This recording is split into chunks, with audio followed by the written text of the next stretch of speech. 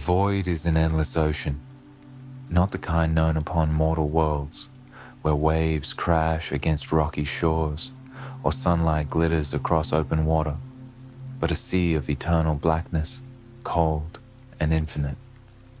In this place, there is no horizon, no familiar boundary, only stars scattered like pale lanterns across a vast abyss. It is here in the silence between suns that legends are born. It is here that predators roam.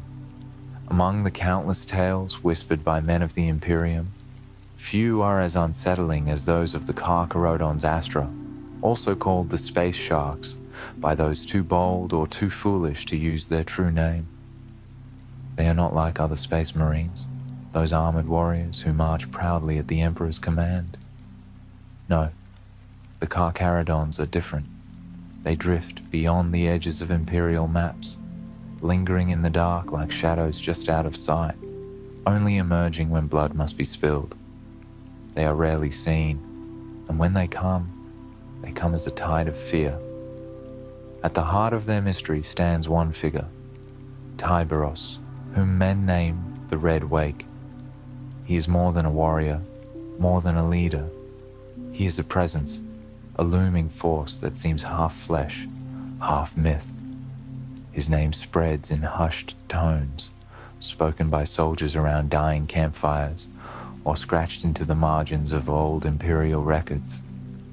Some say he is less a man and more a beast, a predator clad in armor of iron and black, whose eyes shine like a shark's in the deep. Picture him for a moment, massive even among space marines, his bulk clad in ancient Terminator warplate, so heavy that no ordinary man could hope to even move it. In his hands, he carries claws of chain teeth, monstrous weapons that roar and grind like saws through flesh and steel. To see him is to witness destruction given form, a predator who does not stop once the hunt begins. His presence is not loud, not boastful. It is quiet, oppressive, like the suffocating weight of deep water pressing down upon the chest. But Tyberos does not exist alone. He is bound to the Carcharodons, and they to him. To understand the Red Wake is to understand his chapter, strange and unknowable. The Carcharodons come from nowhere, their origins obscured even from the mighty lords of terror. They vanish for centuries into the black, far from prying eyes, and return without warning when war calls them back. To Imperial commanders, it is as though these space marines rise out of the void itself, summoned by some unseen tide. There is a reason for their name. They are likened to the sharks of old Earth, creatures that swam the seas long before mankind reached the stars. Silent hunters, drawn to the scent of blood, striking with sudden violence before vanishing again into the depths. This is how the Carcharodons wage war. They strike hard, they strike fast, and they leave nothing but silence in their wake. Entire planets have vanished into their shadow, purged clean of life by their brutal methods. None can predict where they will go or when they will come again. And always, at the forefront of these hunts, there is Tyberos. Where his warriors are the teeth of the predator, he is its jaws. Where they are the tide, he is the undertow, dragging all into darkness. His very name, the Red Wake, speaks of his nature. For wherever he has passed, the waters run red with blood, and nothing is left to float upon the surface. This is where our tale begins, not with his birth, not with a clear beginning, for such things are lost to time. Instead, we begin with the silence of the deep, the cold expanse of the void, and the shadow of a predator stirring. Somewhere out there, beyond the edges of Imperial sight, Tyberos waits. He waits with the patience of the deep ocean, where time itself seems to slow, and when the Imperium begins to bleed again, he will rise from the black, for the Red Wake always returns. Far from terror, far even from the ordered stars of Ultramar, there lies a wound in the galaxy, It churns and writhes like a storm upon an endless ocean, its tides pulling at the fabric of reality itself. This place is called the Maelstrom, a raging whirlpool of the warp, a dimension of madness and raw energy that lies just beyond the skin of real space. To most, the Maelstrom is nothing but terror given form. It devours ships, swallows planets, and spits forth horrors that have no place in mortal imagination. And yet, in its shadow, there are those who dwell. Here on the ragged frontier where the Imperium's light burns thin, the worlds are hardened, scarred by endless conflict. Pirates, renegades, and Xenos infest the region, taking shelter in the wild tides of the Maelstrom. Imperial rule is fragile, stretched thin across scattered bastions. But it is here, in this darkness, that the Carcharodon Astra thrive. The Imperium's records say little of them, mere fragments, scattered notes in dusty archives, half erased by the passage of time. Some claim they are a fleet-based chapter, never tethered to a single homeworld, forever drifting from one hunting ground to another.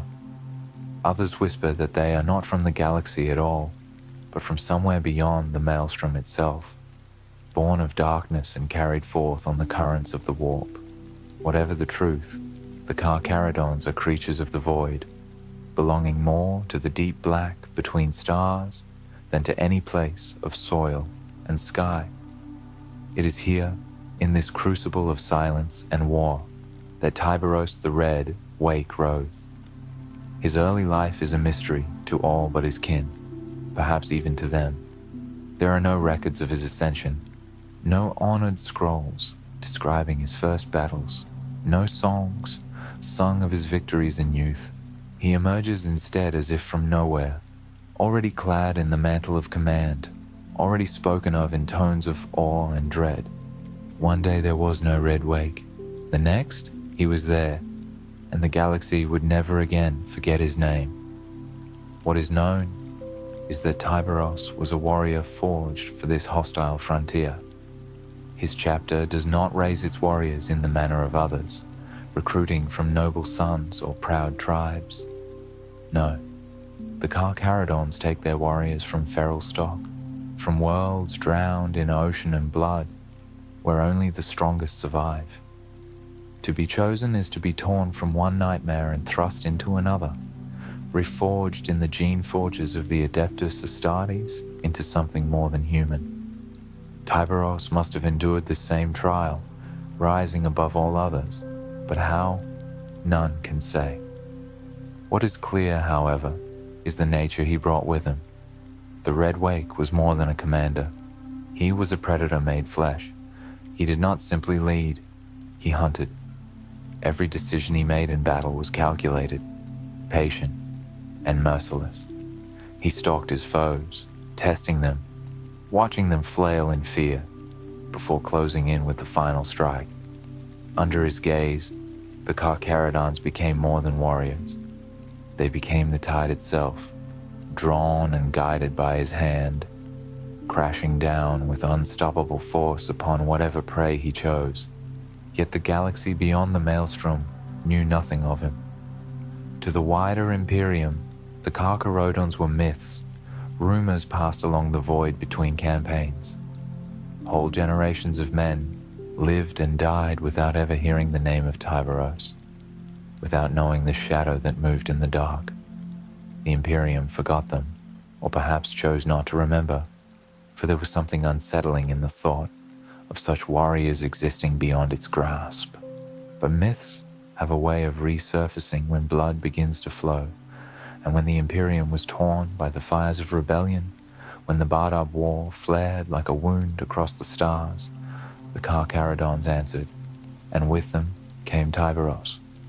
Like the sudden appearance of a shark's fin in bloodied water, his name emerged once more into the records of men. It was in this war, this storm of betrayal and brother against brother, that the Red Wake would carve his legend in truth and terror. To understand Tyberos, one must first understand the nature of the warriors he commands, for the Red Wake is not merely a leader among equals. He is the living embodiment of his chapter's ethos, the sharpened point of their collective will.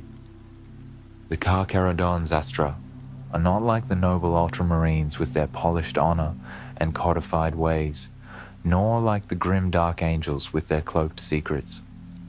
No, the Carcharodons are something older, something primal, a reminder that the Adeptus Astartes are not only guardians, but predators. When the Carcharodons go to war, they do not march in orderly formations, nor do they herald their coming with proud banners or blaring hymns.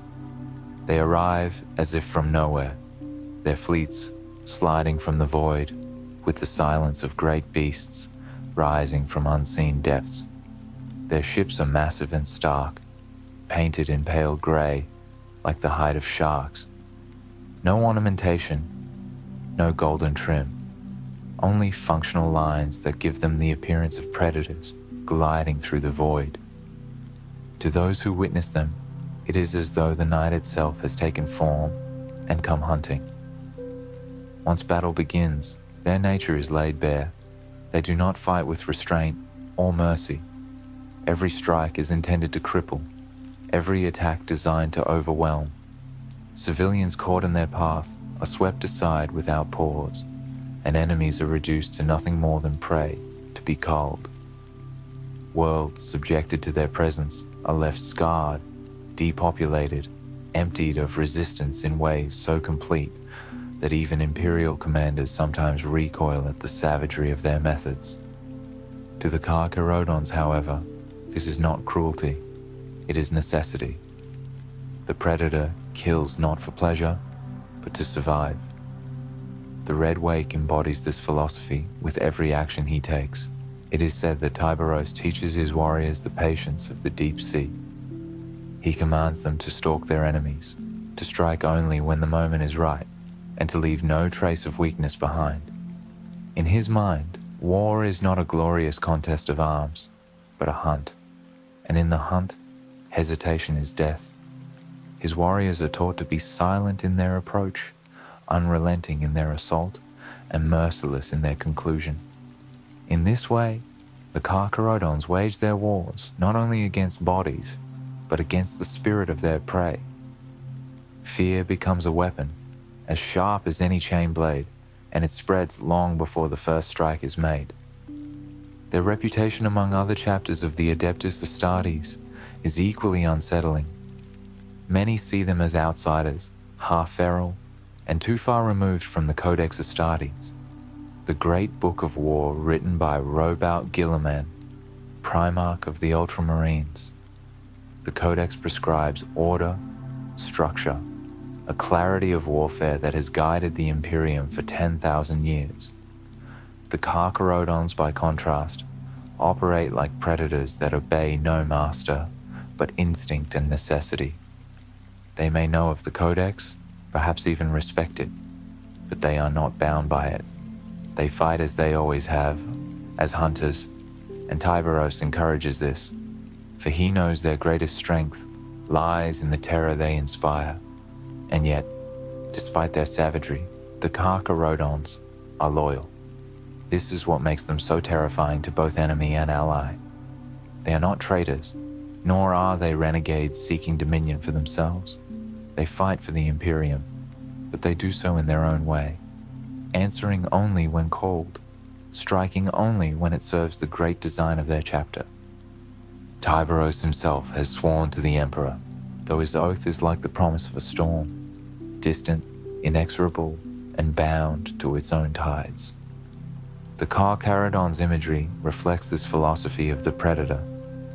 Their armor is the color of storm-gray seas, often marked with the fanged jaws of sharks or the bones of past battles. Their very presence recalls the deep ocean, cold, merciless, unfeeling.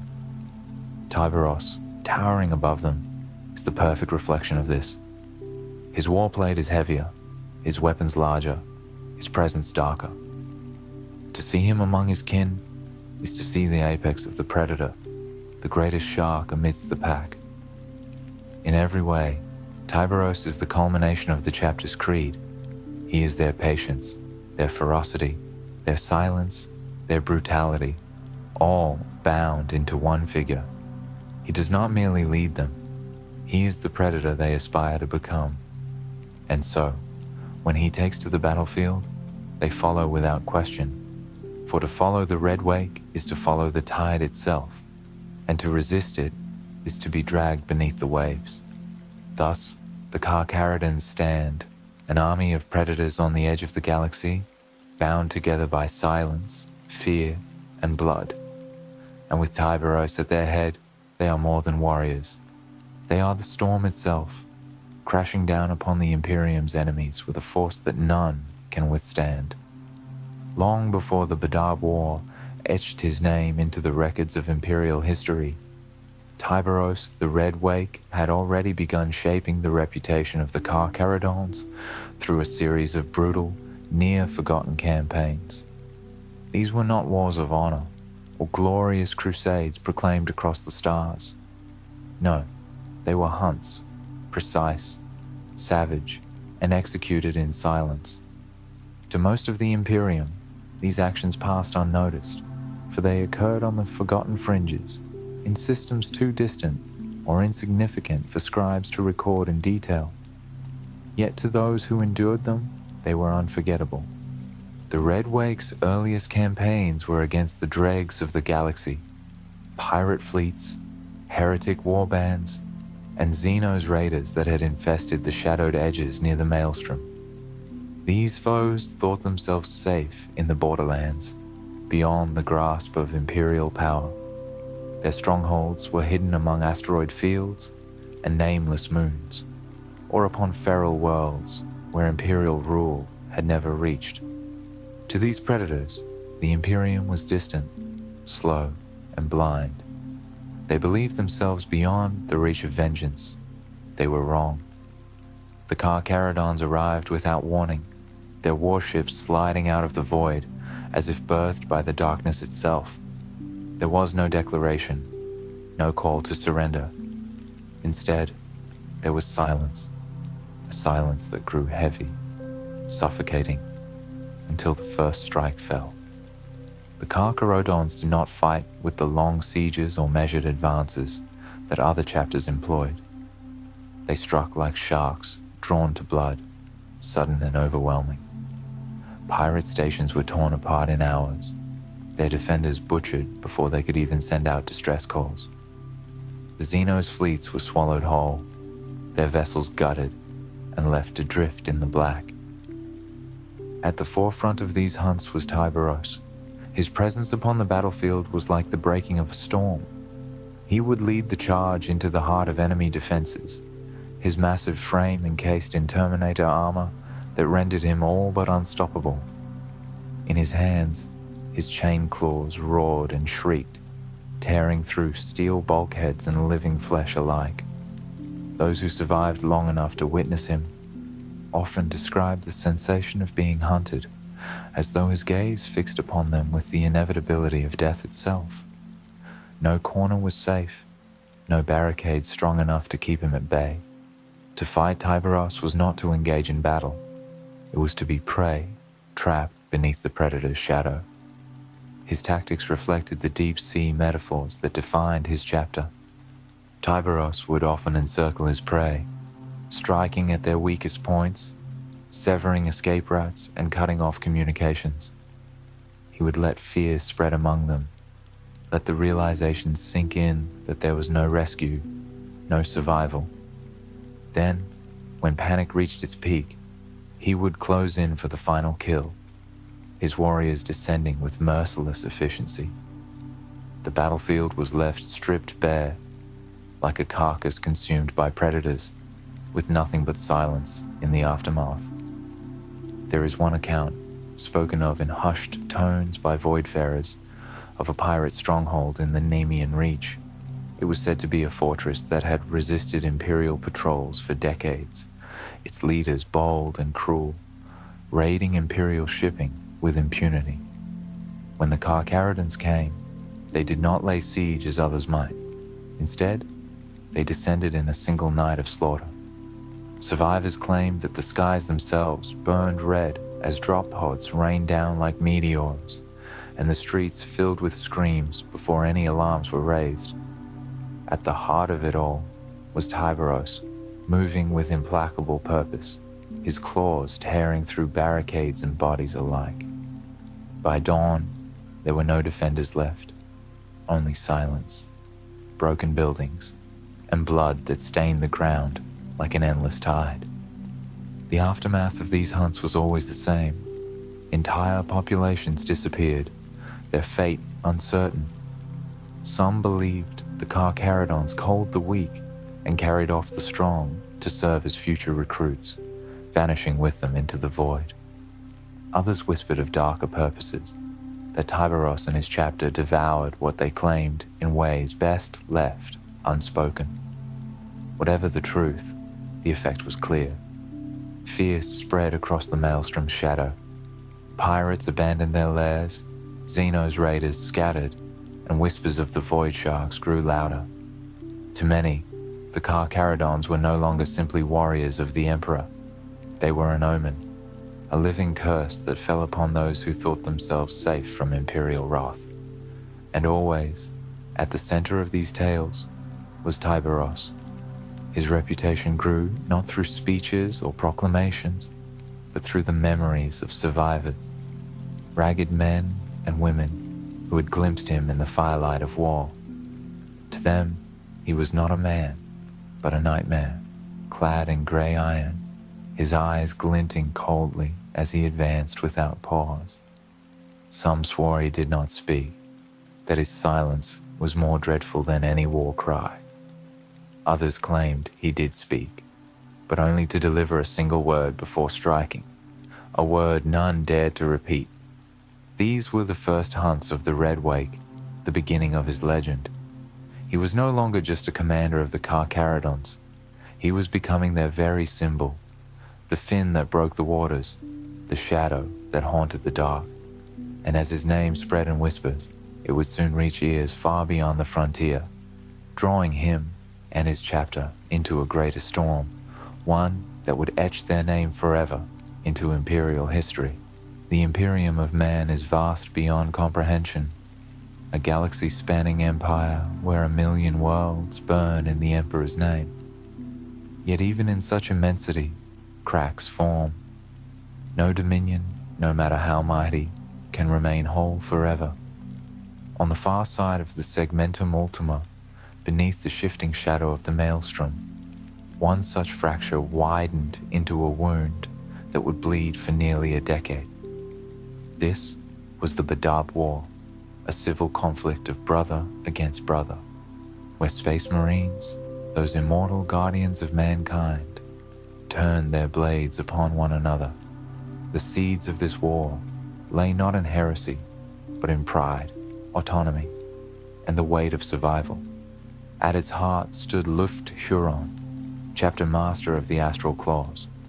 Once, Huron was a hero of the Imperium, his chapter entrusted with defending the Imperium's vulnerable Maelstrom zone. This was no simple duty, for the Maelstrom is a region teeming with corruption and danger. Pirates, rebels, heretics, and Xenos alike crawled across its fractured stars, spilling forth in endless raids. It was a thankless task, one few chapters could endure for long, and the Astral Claws bore this burden with grim determination. Yet, over decades, a slow transformation took place. In order to defend this region, Huron began consolidating power. He demanded greater tithes from the surrounding systems, drawing their resources to fuel his chapter's campaigns. He expanded his authority over the local sector, placing himself not only as its protector, but as its ruler. To many, this was simple necessity. If the Maelstrom Zone was to survive, it required a strong hand. But to the Lords of Terra, and especially the High Lords of the Administratum, it smelled of rebellion. The tension grew as edicts were sent from Terra, demanding compliance, and Huron resisted. When the Adeptus Mechanicus attempted to audit his chapter's gene seed, a sacred measure to ensure the purity of the Space Marines, Huron refused, barring them from his fortress world of Badab Primaris. This act, above all, was seen as open defiance. The Imperium could tolerate pride. It could tolerate harsh measures on distant frontiers, but it could not ignore rebellion from within its most sacred institutions.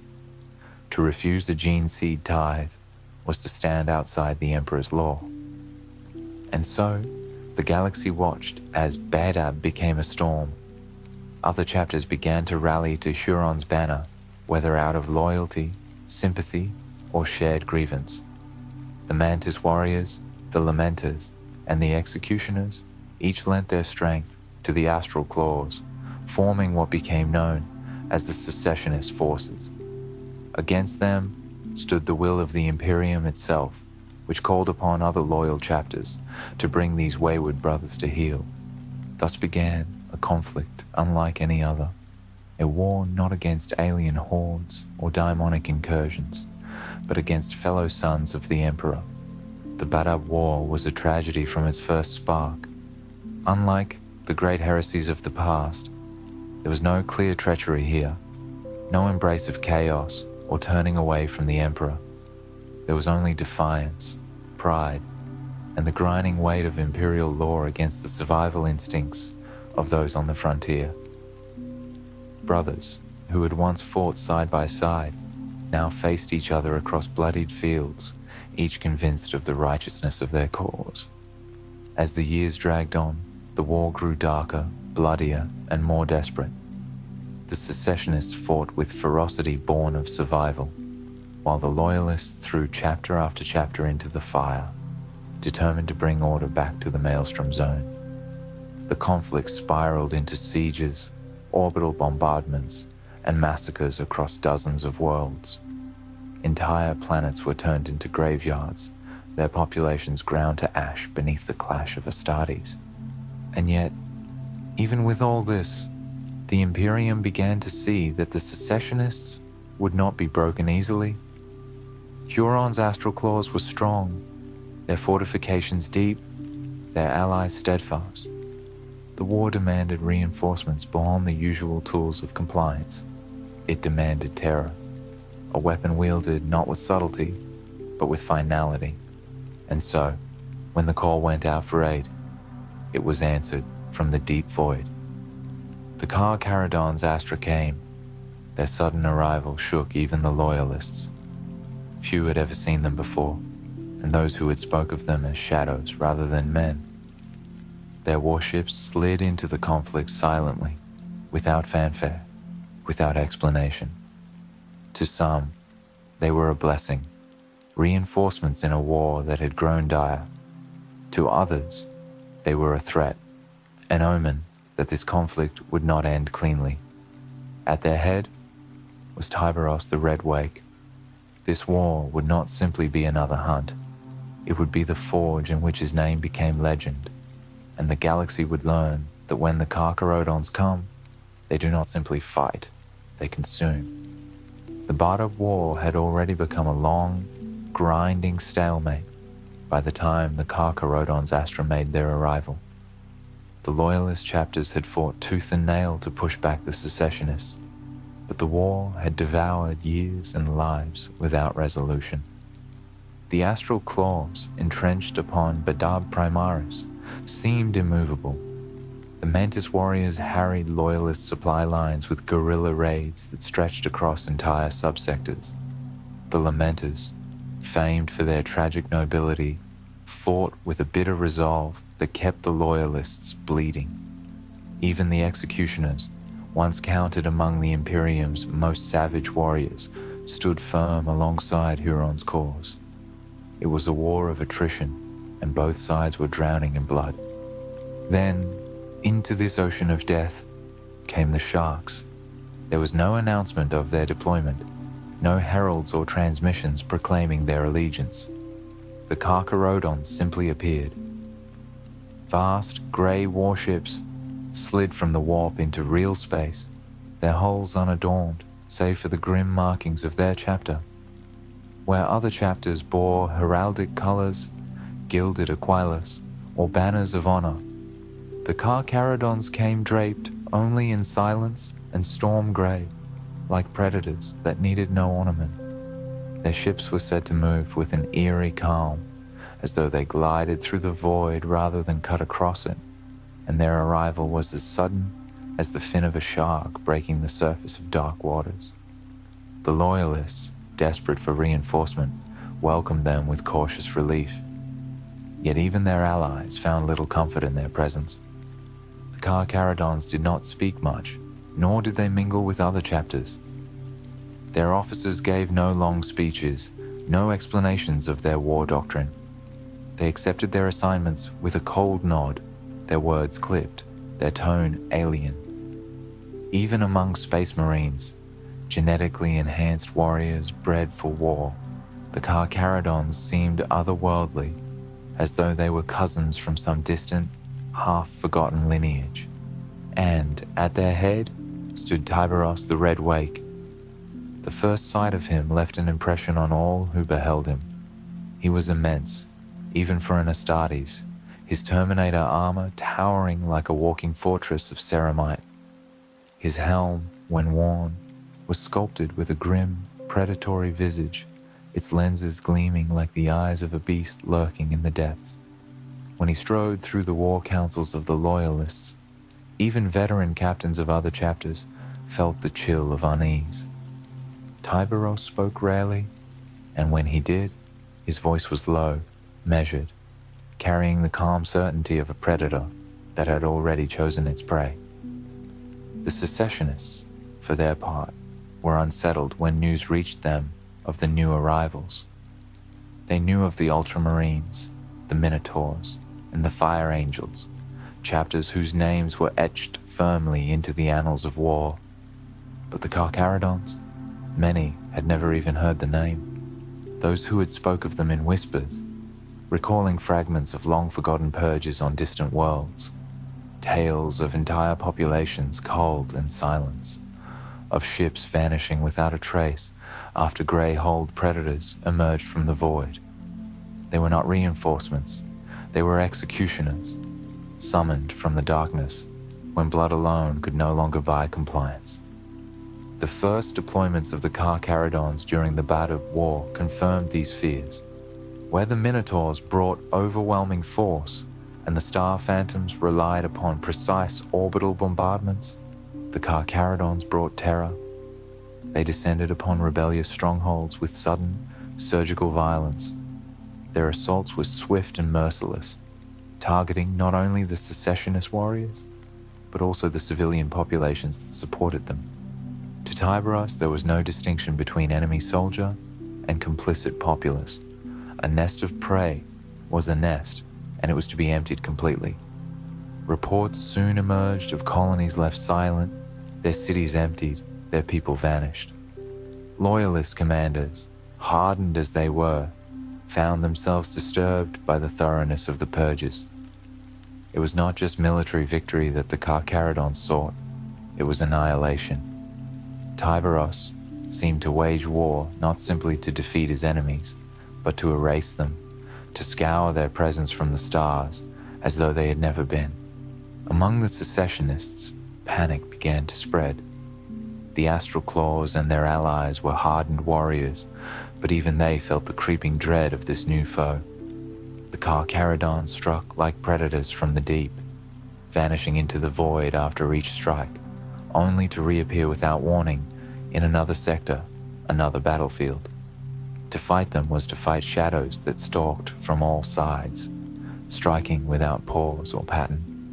Rumors spread among the secessionist ranks that the Carcharodons were not men at all, but spectral hunters, summoned by the Emperor's will to devour those who strayed from his light, and always at the center of these strikes was Tyberos. His legend grew with each campaign. Entire companies of secessionists fell before his claws, their resistance broken in moments by his unstoppable advance. Survivors spoke of him as though describing a nightmare, his Terminator armor advancing through fire and ruin, chain claws screaming, as they tore apart everything in his path. He was relentless, inexorable, the embodiment of the predator's patience and brutality. Where Tyberos fought, no resistance endured for long. The war, already bloody, now shifted in tone. It was no longer just a conflict of rebellion and loyalty, of pride and punishment. It had become a hunt. The secessionists were no longer merely enemies, they were prey. And in the dark waters of the maelstrom, the sharks had come to feed. The battered war, already a tempest of fire and betrayal, changed its very rhythm when Tyberos the Red Wake began to take the lead in key campaigns. Unlike many commanders who fought with rigid adherence to doctrine, Tyberos did not treat war as a game of strategy or maneuver. To him, it was the hunt, a primal contest where only predator and prey existed, and only one could survive. Under his guidance, the Carcharodons became not merely reinforcements to the loyalist cause, but a new, sharpened spear, striking where the enemy was weakest and cutting deeply enough to draw terror as well as blood. Tyberos' command style was alien, even to his fellow Astartes. While most chapters adhered to the Codex Astartes, with its precise strategies and hierarchies, Tyberos led with instinct. He did not speak of campaigns in terms of objectives and formations, but in terms of currents and tides, of prey and predators, of striking at the exact moment when fear had ripened into despair. His words were sparse, often leaving allies uneasy, but when battle was joined, his methods were devastating. The secessionists learned this swiftly. Tyberos targeted their supply lines and hidden refugees, striking deep behind their defenses. The Mantis warriors, masters of guerrilla warfare, found themselves hunted by a foe who understood ambush as well as they did. Their forested strongholds, once safe havens from conventional assault, were turned into killing grounds when the Carcharodons descended with brutal precision. Entire warbands were dragged into silence, their bodies left broken among the trees. Survivors whispered that Tyberos himself had stalked the woods, moving with terrifying speed despite his massive armor, as though the forest itself could not resist him. On the Void War front, Tyberos directed boarding actions with frightening efficiency. The secessionist fleets, already strained, came to dread the sight of grey-hulled Carcharodon vessels sliding silently from the darkness. Once within range, the Red Wake would unleash his warriors in brutal boarding assaults. They fought, not as soldiers securing ground, but as predators clearing a nest, room by room, corridor by corridor, tearing through bulkheads and defenders alike. Tyberos himself would lead the most dangerous charges, his claws rending steel doors apart as though they were paper, his immense form wading through gunfire with the inevitability of a storm tide. No matter how disciplined or well-armed the defenders, their resolve faltered once Tyberos entered the fray. Perhaps most terrifying of all was his philosophy of erasure. Tyberos did not believe in leaving enemies weakened, but alive. Where other commanders might cripple a world's defenses and move on, he demanded complete annihilation of resistance. Villages, cities, even entire populations suspected of harboring secessionist sympathies were purged. When Tyberos gave an order, it was with the certainty that nothing would be left behind. This scorched earth approach unsettled even his allies. Loyalist commanders, hardened veterans though they were, struggled with the enormity of his methods. Some whispered their unease in quiet chambers, questioning whether the cure was more terrible than the disease. Yet none could deny the results. Wherever Tyberos struck, resistance crumbled swiftly and decisively. His presence upon the battlefield amplified the terror his methods spread. Witnesses often described the sensation of being hunted when Tyberos was near. It was not only his size, nor the dreadful roar of his chain claws, but something deeper, an oppressive weight, as though he carried the cold stillness of the abyss within him. Secessionists who had survived firefights against other loyalist chapters broke and fled when faced with the Red Wake. It was said that even veteran astral claws, hardened under Huron's iron hand, shuddered when his name was spoken in their ranks. Among his own warriors, however, Tyberos was more than a commander. He was the apex of their creed, the living predator they aspired to emulate. His Carcharodons followed his orders with absolute devotion, not out of fear, but out of reverence. To them, his silence was law, his vision infallible. When Tyberos commanded, there was no hesitation, no questioning, only execution. It was as if the entire chapter moved with one will, a tide directed by a single, unstoppable current. Even the loyalist war councils began to adjust their strategies around him. Tyberos was often assigned the most difficult or ruthless objectives, for none doubted his ability to see them through. He became the blade in the dark, unleashed where conventional warfare failed. His name whispered like a warning, both to allies and enemies. Send in the Red Wake, and the matter will be finished. Yet his methods came at a cost. Every campaign he touched left scars not only on the enemy, but on the Imperium itself. Civilian populations, stripped bare in the wake of his purges, left ghost worlds where once there had been life. Loyalist commanders feared the long-term consequences, for while the secessionists might be broken, the worlds they left behind were husks, their futures devoured as thoroughly as their present. But Tyberos was not concerned with futures. He was the predator of the now, the blade of inevitability. And as the Bardab War deepened, his shadow only grew longer. The Red Wake had taken command, and wherever he turned his gaze, blood followed. The Bardab War dragged on, and with every passing season, the blood deepened. The secessionists, though valiant and cunning, began to feel the encroaching jaws of the loyalist tide.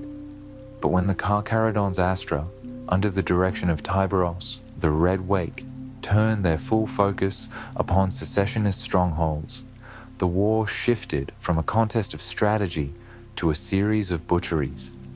These were not battles fought for honor, nor were they measured campaigns of attrition. They were purges, swift, savage, and final.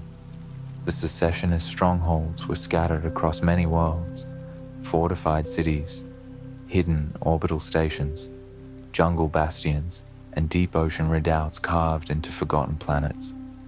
Each had been carefully constructed to withstand years of siege. Against most foes, these fortifications might have held firm, but Tyberos had no patience for sieges. To him, a stronghold was not a fortress to be respected, but a nest of prey to be gutted, and gut them he did. When the Carcharodon struck, it was always with suddenness. They descended upon their targets without warning, their grey ships emerging from the void like predators, sliding silently through black waters. The first moments of their assaults were marked by silence, the eerie calm before the storm. Then, all at once, the skies tore open. Drop pods screamed through the atmosphere like falling stars, slamming into the heart of enemy bastions with thunderous force. The ground shook, and before defenders could orient themselves, the Red Wake and his warriors were already inside their walls.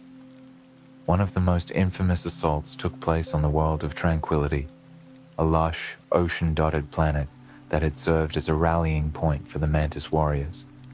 Its jungles were dense, its terrain suited for ambush and guerrilla warfare. The secessionists believed themselves safe within it, but Tyberos proved otherwise. He did not march methodically through the jungles, as a conventional commander would. Instead, he unleashed his warriors like packs of predators, hunting through the trees with relentless precision. The Mantis warriors, skilled at ambush, found themselves turned from hunters into hunted. Every time they struck from cover, the Carcharodons closed in from all sides, responding with terrifying swiftness. Tyberos himself waded through the densest fighting, his massive frame carving a path through foliage and barricades alike. His claws roared as they tore apart anything in his way. Armored Astartes, bunkers of reinforced ceramite, even the trunks of ancient jungle giants. The jungle, once the Mantis warrior's shield, became their tomb. By the time the Carcharodons withdrew, the forests were littered with corpses, and the rivers ran dark with blood. Survivors whispered that Tyberos had not fought like a man, but like a beast prowling through the undergrowth, his presence felt even when unseen. Another dreadful example was the purge of Kyushu Spire, a towering orbital fortress used by the Astral Claws as a supply hub. The stronghold was built with layered defenses, massive gun batteries, and hardened void shields. It had withstood months of loyalist harassment, shrugging off bombardments that would have broken lesser stations. Tyberos, however, did not come to bombard. He came to board. The Carcharodons rammed their strike cruisers directly into the station's outer hull, ignoring their own losses as they tore open breaches with brute force. Once inside, they spread like a tide. The halls echoed with the thunder of bolters, the screams of dying secessionists, and the grinding roar of Tyberos' chain claws as he ripped through bulkheads to reach defenders who thought themselves safe. Witnesses claimed that even as explosions racked the station, the Red Wake advanced without pause, his grey armor glinting in the firelight, his claws reducing men and metal alike into ruin. The Kyushu Spire fell in less than a day, a fortress meant to endure decades erased in hours. But it was not merely military strongholds that suffered Tyberos' wrath. Civilian populations, too, were caught in the storm. Towns and cities that harbored secessionist sympathies were purged with the same cold efficiency as military targets. There are records, fragmented and bitter, of entire populations vanishing after Carcharodon assaults. Some were slaughtered outright. Others were simply gone, swept away into the holds of the grey warships. To this day, their fate remains uncertain. Were they pressed into servitude? Were they culled for recruitment? Or were they simply erased, their blood feeding the Red Wake's philosophy of total war? None can say, for the Carcharodons left no explanations, no survivors to tell the full tale. These butcheries left a mark even upon the loyalists. The Minotaurs, themselves infamous for their savagery, looked upon the Carcharodons with wary respect, recognizing in them a brutality that mirrored their own. Other chapters, however, were unsettled. The Fire Angels and Marines errant, guided by stricter interpretations of the Codex Astartes, whispered of unease. They fought alongside the Carcharodons because necessity demanded it, but more than once, loyalist officers recoiled at the sight of Tyberos' aftermath. Empty cities, slaughtered garrisons, and silence where life once had been. Yet no one could deny the results. Wherever Tyberos struck, resistance ended, fortresses crumbled, warbands dissolved, and entire secessionist sectors fell quiet. His methods may have been merciless, but they were effective. The Red Wake was proving himself not only a terror upon the battlefield, but a force of decision in the war itself. His campaigns turned tides that had stalled for years, breaking the deadlock and forcing the secessionists into a more desperate stance. But with each stronghold erased, with each population purged, a shadow deepened over the war. The Bardab conflict was no longer merely a rebellion and a response. It was becoming a culling, and the hunter at its center was Tyberos, the Red Wake. Of all the campaigns Tyberos led during the Bardab War, none echo louder in the whispers of history than the purge of the Mantis warriors. It was here that the savagery of the Red Wake was displayed in its most terrible form, where a chapter already reeling from years of struggle was dragged into the abyss by the relentless jaws of the Carcharodon's Astra. For the Mantis warriors, the purge was not simply a defeat, It was an annihilation, a scouring that left their name forever scarred. The Mantis warriors were not traitors in the sense of heresy. They did not bend the knee to chaos nor renounce the Emperor. They fought at Huron's side out of loyalty, out of a belief that his cause, resisting the suffocating grip of the administratum, was a just one. They were masters of guerrilla warfare, born of jungle worlds where ambush, patience, and terrain were weapons as vital as blade and bolter.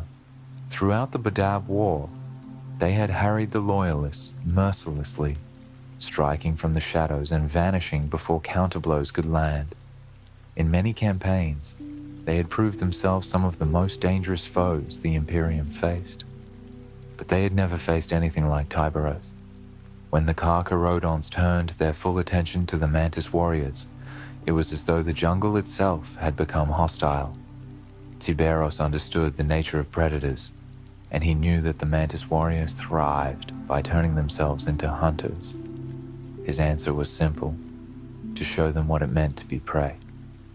The Carcharodons descended upon the Endymion cluster, a collection of verdant worlds heavy with forests, rivers, and endless green expanses where the Mantis warriors had established their hidden redoubts.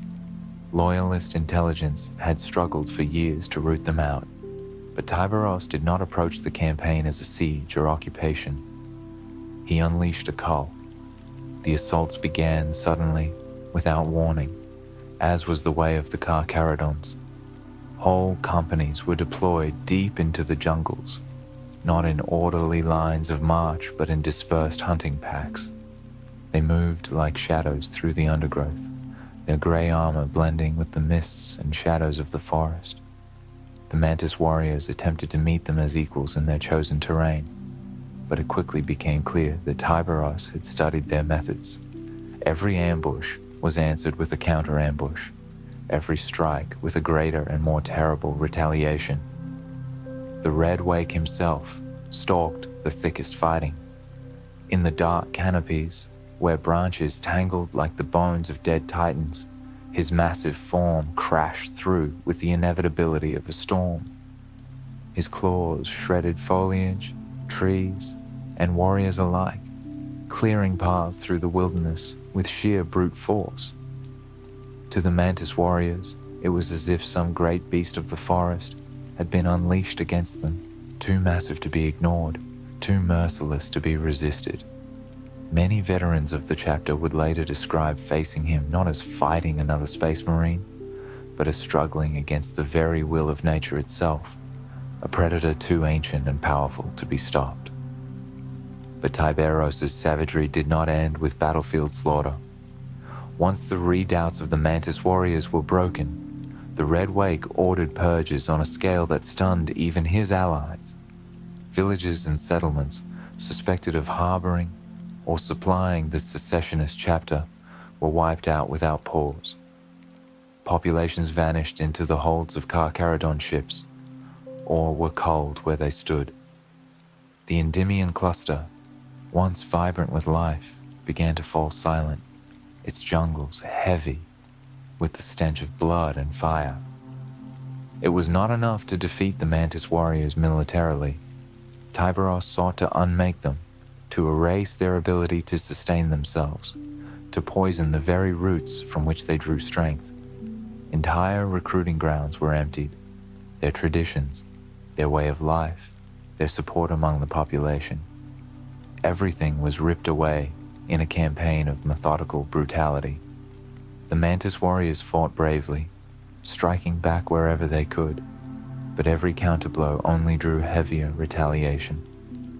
Slowly, inexorably, their numbers dwindled, their strongholds fell, and their spirit broke. The toll on the chapter was catastrophic. By the war's end, the Mantis warriors were shadows of themselves, bled nearly to extinction. Even after the conflict concluded, the Imperium would never forget their role, nor the punishment Tyberos dealt them. Their chapter was condemned to a penitent crusade that would last a century, their survivors cast into the farthest void to atone for their defiance. And yet, in truth, The greatest punishment had already been delivered by Tyberos' hand. The Endymion cluster was no longer their home. Its worlds were husks, stripped bare of life, their forests still haunted by the memory of the Red Wake's claws. Among the secessionists, the purge of the Mantis warriors became a legend of fear. Stories spread that the Carcharodons did not merely kill their foes, but consume them, that the missing populations had been offered up in bloody rituals to sustain their chapter. Others whispered that Tyberos carried entire gene seed vaults taken from the fallen, ensuring his chapter's continuation by feeding upon the death of others.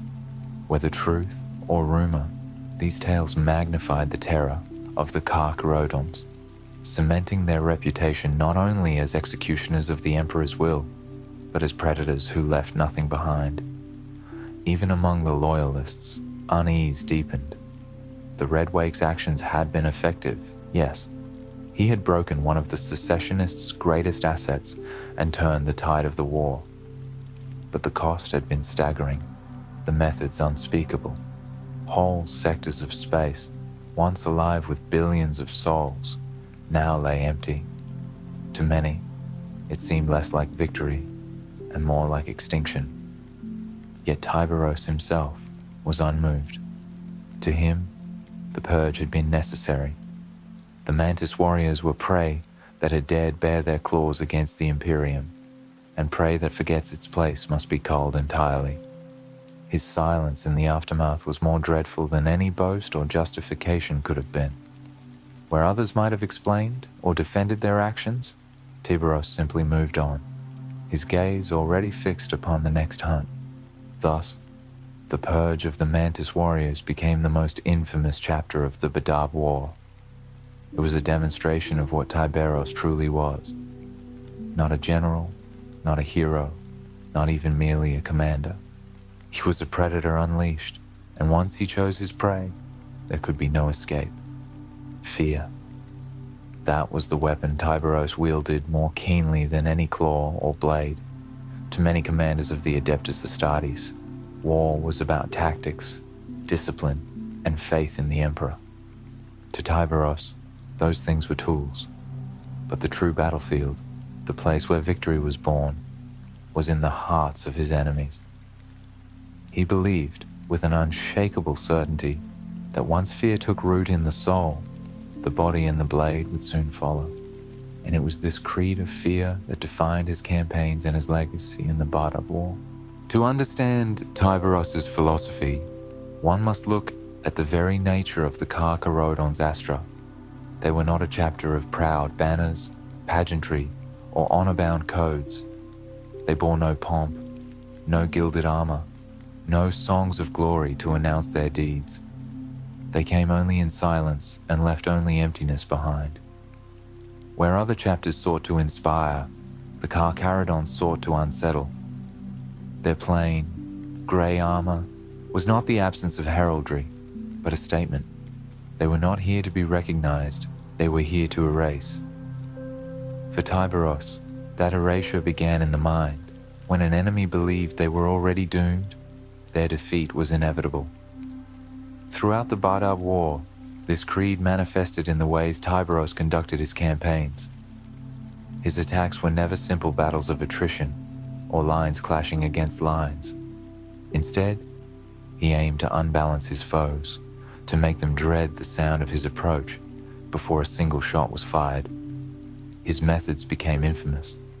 Entire colonies vanishing overnight, garrisons destroyed without survivors, cities left silent save for the echoes of claw marks carved into stone walls and steel doors. These marks were not mere destruction. They were signatures, grim reminders that the Red Wake had passed through, that the Predator had fed.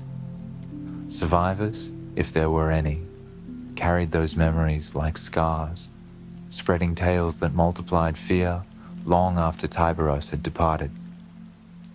One of the most chilling aspects of his creed was his use of uncertainty. When Tyberos struck, he did not always leave bodies. Populations were often simply gone, soldiers dragged away in the night, civilians herded into the shadowed holds of his ships, never to be seen again. Were they dead? Were they enslaved? Were they turned into recruits for the chapter? None could say. And in that uncertainty, fear grew stronger than any battlefield death. A corpse is tragic, but it is final. A disappearance, unexplained and unresolved, is a wound that festers forever. The secessionists learned to dread not only his assaults, but the silence before them. Ships that spotted Carcharodon vessels on their augurs sometimes broke ranks without firing a shot.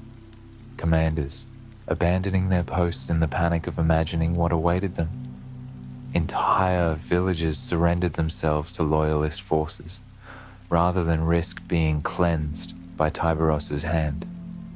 Fear was a contagion, and the Red Wake spread it with every step he took. But this creed of fear was not limited to his enemies. Even his allies, the other loyalist chapters, felt its chill.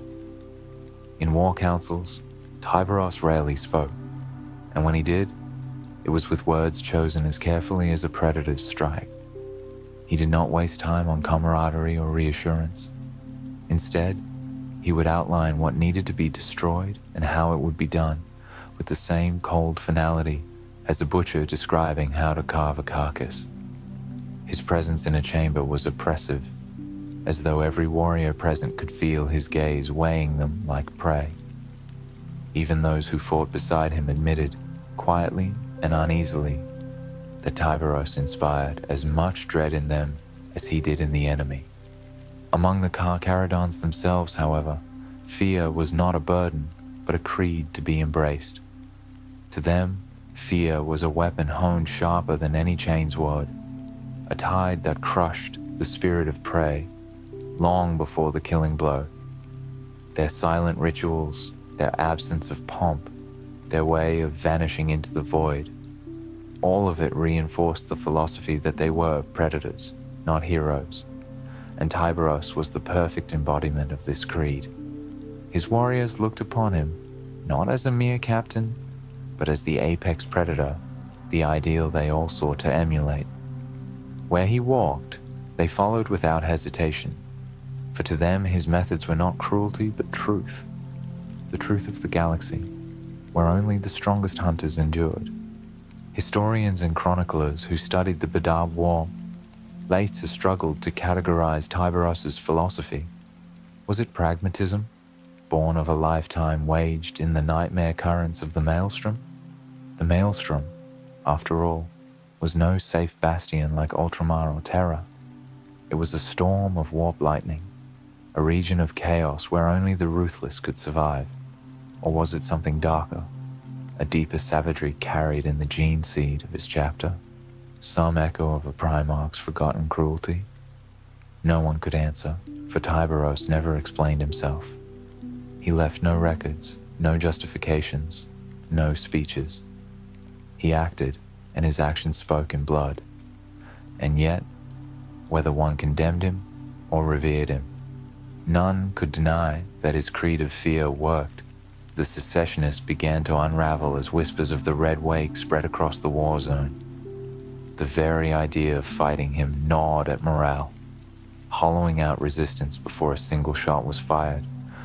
In the end, it was not just bolters, claws, or ships that Tyberos wielded.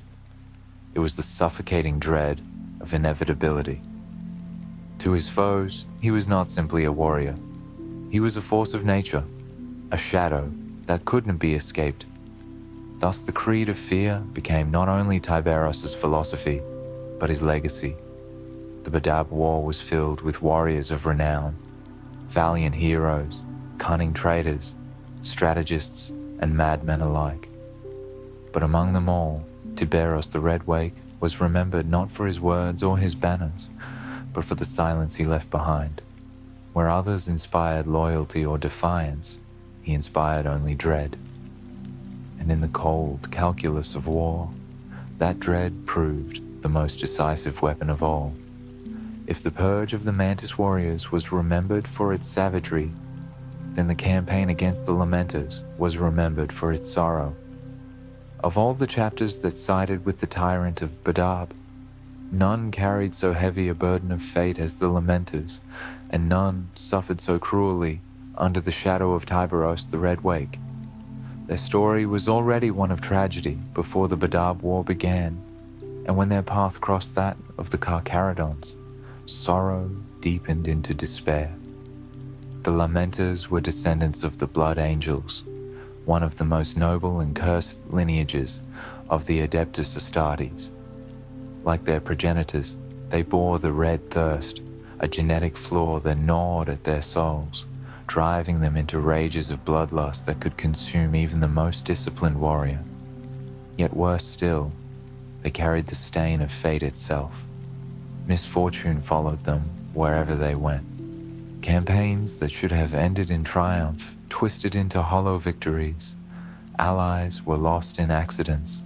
Wars ended with betrayal or collapse. Again and again, the Lamenters found themselves cast in the role of doomed martyrs, their loyalty never questioned, but their reward always pain. So when Huron called, they answered, not out of treachery, but out of desperation. They believed his rebellion might offer them a chance to free themselves from the endless yoke of tragedy, to carve a new destiny beyond the chain of doom that bound them.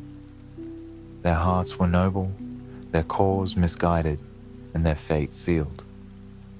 The Badab War saw the Lamenters fight with characteristic valor.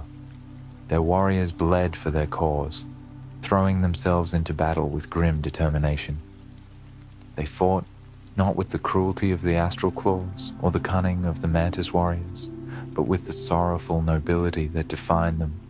Every blow struck as though it might be their last, every defense mounted with the certainty that it would cost them dearly. Even their enemies respected them, for the Lamenters carried themselves with dignity, despite their allegiance to rebellion. But then came Tyberos. Where other chapters approached the Lamenters with caution or even pity, Tyberos brought none. To him, their nobility was meaningless. Their valor was irrelevant.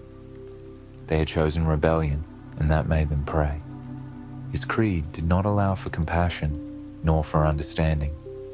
If the Lamenters carried a curse, then they would be devoured by it all the same.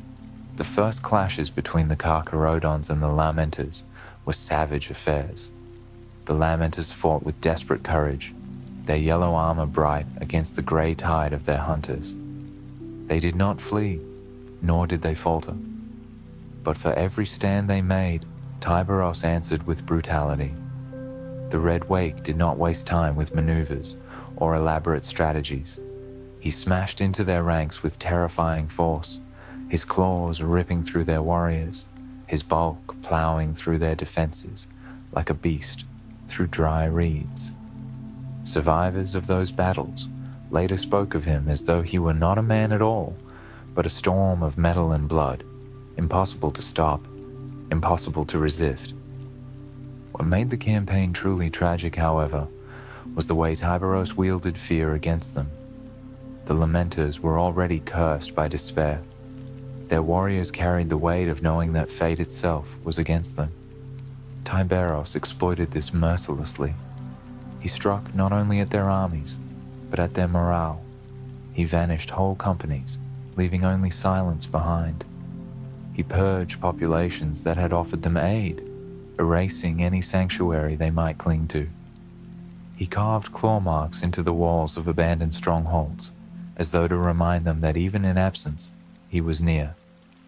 Each act deepened their despair, feeding their belief that they were doomed. There was one infamous engagement aboard the battle barge Heart of Sorrow, where the Lamenters attempted to regroup and mount a counteroffensive. Tyberos personally led the boarding action. The fighting raged deck by deck, the screams of bolters and the clash of chainzerts filling the vast ship's corridors. The Lamenters held bravely, but when Tyberos breached the command deck, all resistance collapsed.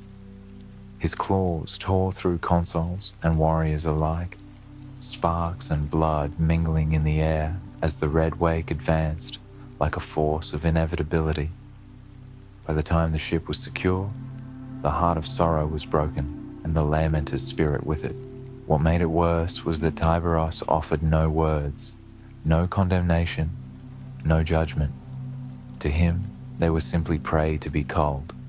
Their nobility, their tragedy, their centuries of loyal service, it meant nothing in the face of his creed. He left only ruin in his wake, and in doing so, he forced the lamenters to confront the cruel truth of their curse, that no matter how valiantly they fought, they could not escape despair. When the war finally ended, the lamenters begged for forgiveness, throwing themselves upon the mercy of the Imperium.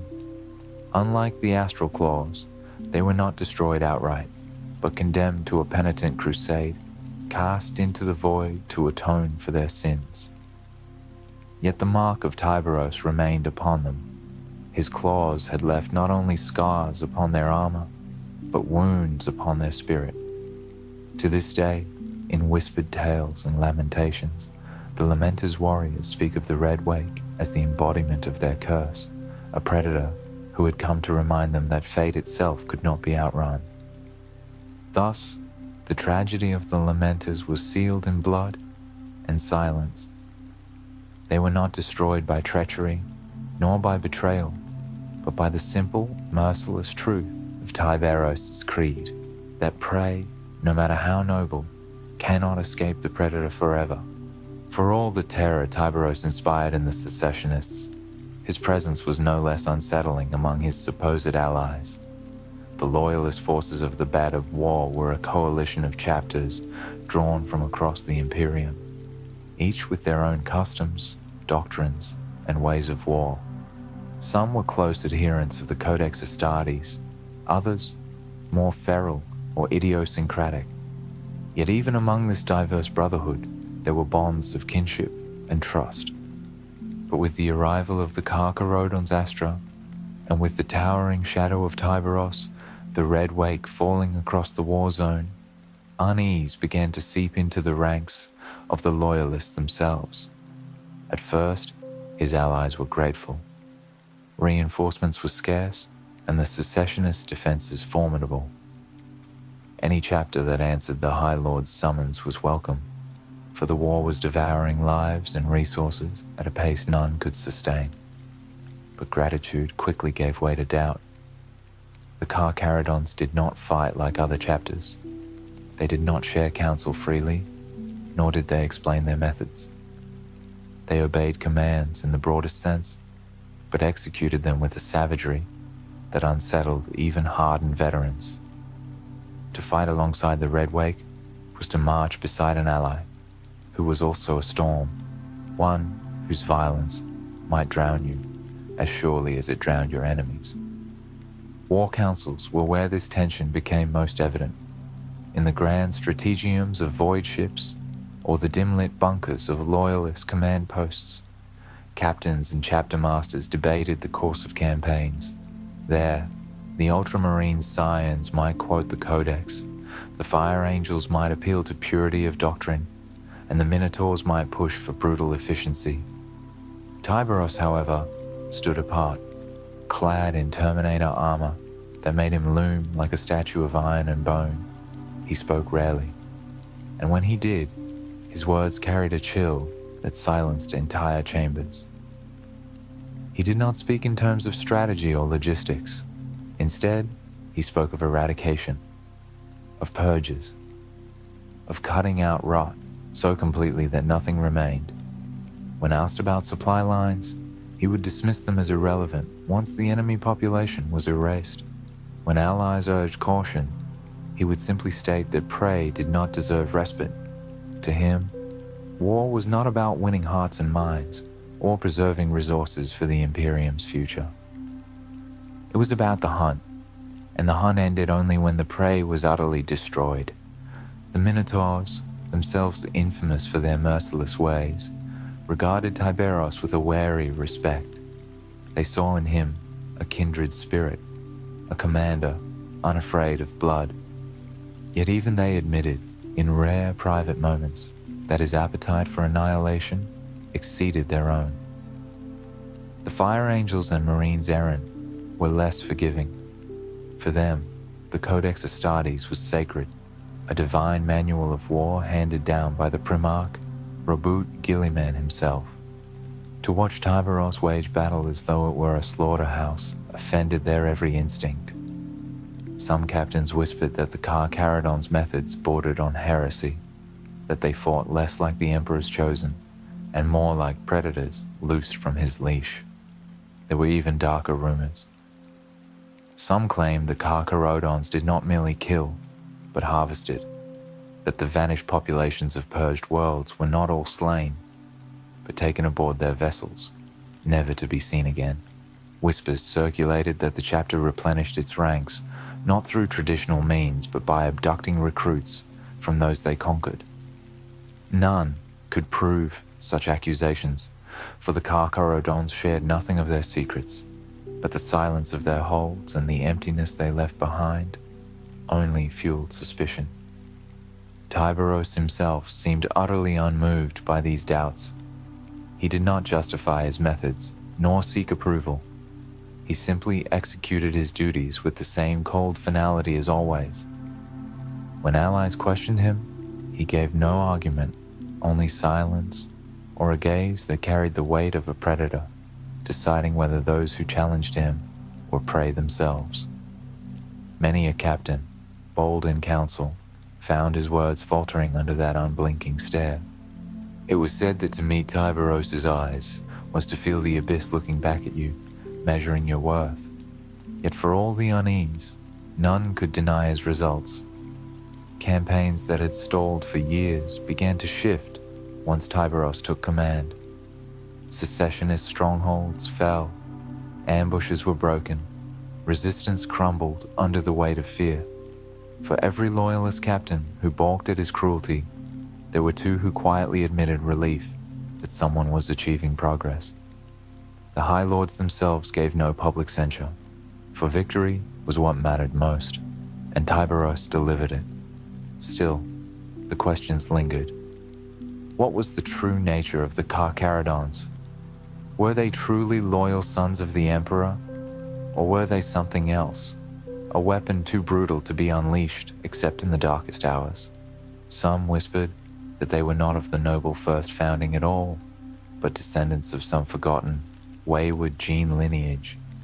Others suggested they were the keepers of an ancient mandate, called forth only when the Imperium needed purges too terrible for others to stomach.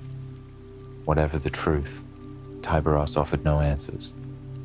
And so, even as the Loyalists closed their ranks and pushed further into secessionist space, an invisible divide grew within their coalition. They fought side by side, but many did so with unease gnawing at their hearts, for they knew that Tyberos was not like them. He was an ally of convenience, not of brotherhood. When the war was done, would he vanish back into the void? Or would his claws turn upon those who had once stood beside him? Such questions were left unspoken in the open, but they lingered like the scent of blood in dark waters. And as the Badab war burned hotter, the shadow of the Red Wake only deepened, for his methods were shaping not only the enemy's defeat, but the very soul of the war itself. As the Badab war ground into its later years, the tides of battle drew ever closer to the heart of the tyrant's realm, Bardo Primaris. The world was a fortress unlike any other in the sector, a monument to Huron Blackheart's defiance. Its defenses were vast and layered, orbital bastions bristling with gun batteries, void shields that could shrug off bombardments, and planetary defense grids capable of annihilating fleets. For years, it had stood unbreached, defying every loyalist attempt to crack its shell.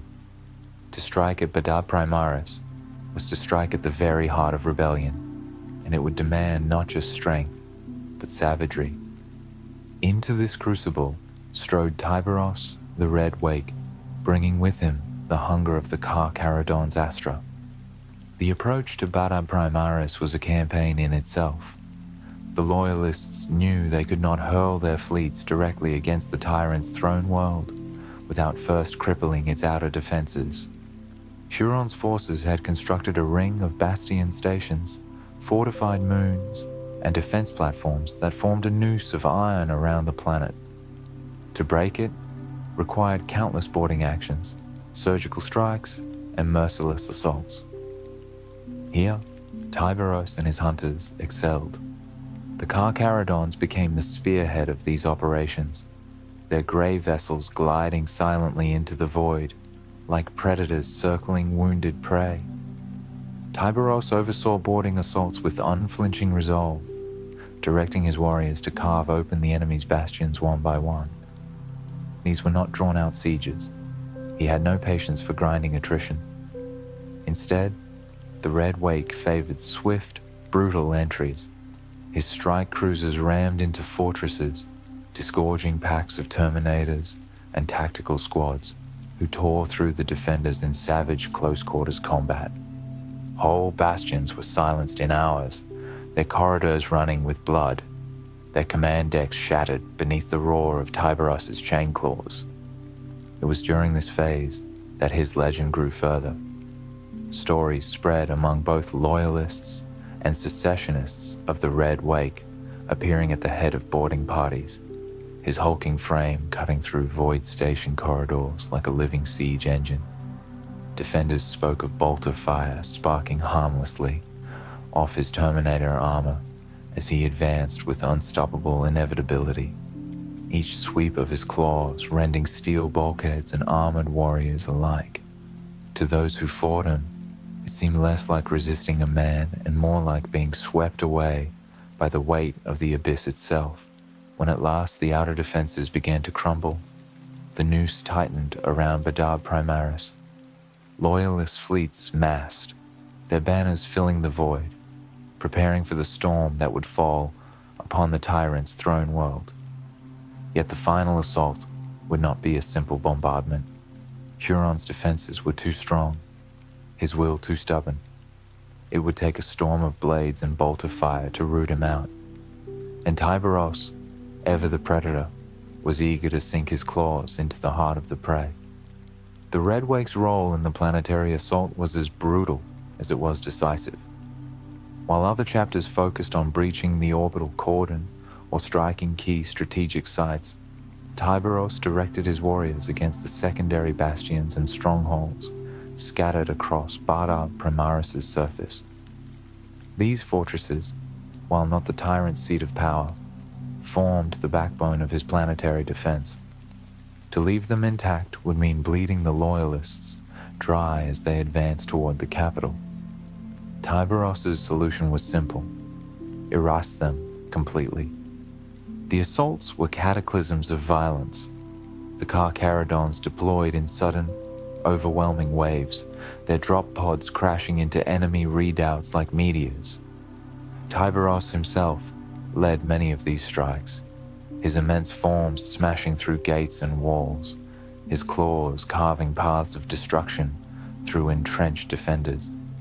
The secessionists resisted with the desperation of cornered prey, fighting with fanatical courage. But the Red Wake's philosophy was merciless.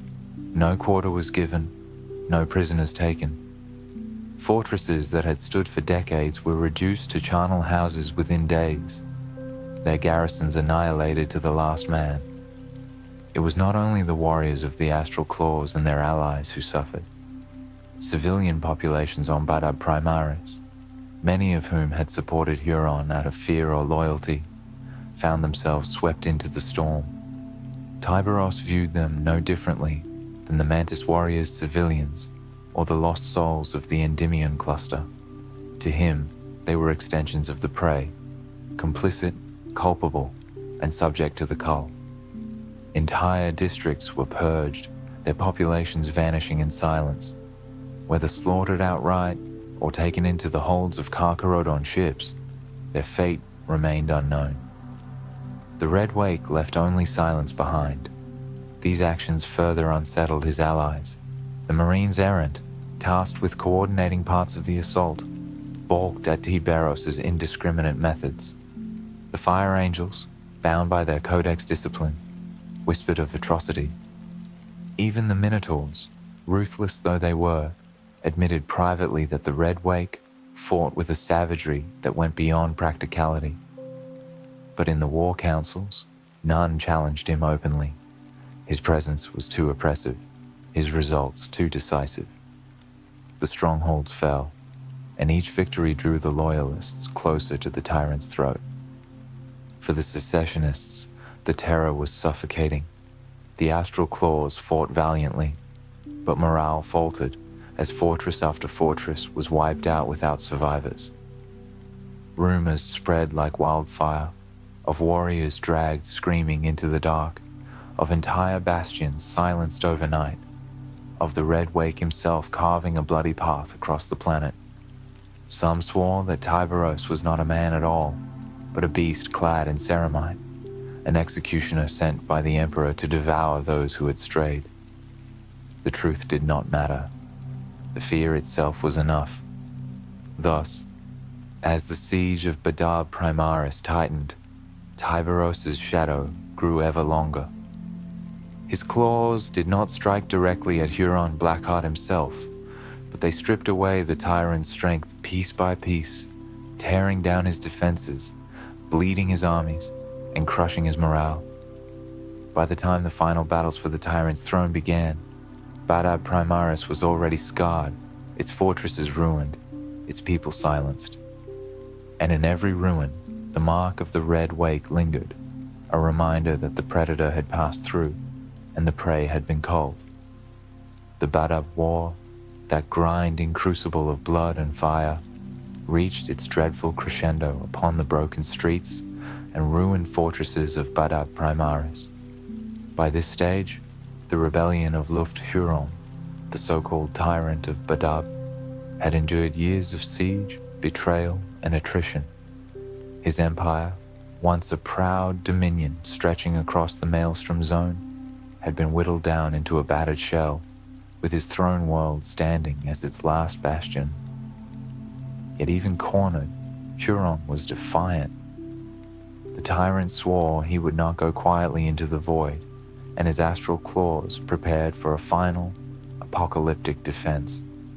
Into this maelstrom of desperation descended Tyberos the Red Wake, bringing with him the predatory fury of the Carcharodon Astra. The loyalist host converged on Badab Primaris in a storm of void ships and fire. Orbital bombardments cracked the planet's surface, hammering defense lines, silencing macro cannon batteries, and shattering bastions. Drop pods fell like iron rain, disgorging Adeptus Astartes into the heart of the tyrant's strongholds. The Minotaurs spearheaded brutal frontal assaults, their siegecraft smashing through walls and gates. The Fire Angels and Marines, errant, struck with precision, targeting command nodes and communication centers to choke the secessionists' coordination. And the Carcharodons, under Tyberos' grim command, moved like wolves through the carnage, striking where the enemy was weakest, leaving only devastation behind. Tyberos himself did not seek the tyrant's head. Such glory was for others to claim. Instead, he pursued a different prey, the defenders who still clung to their bastions, who still dared to resist.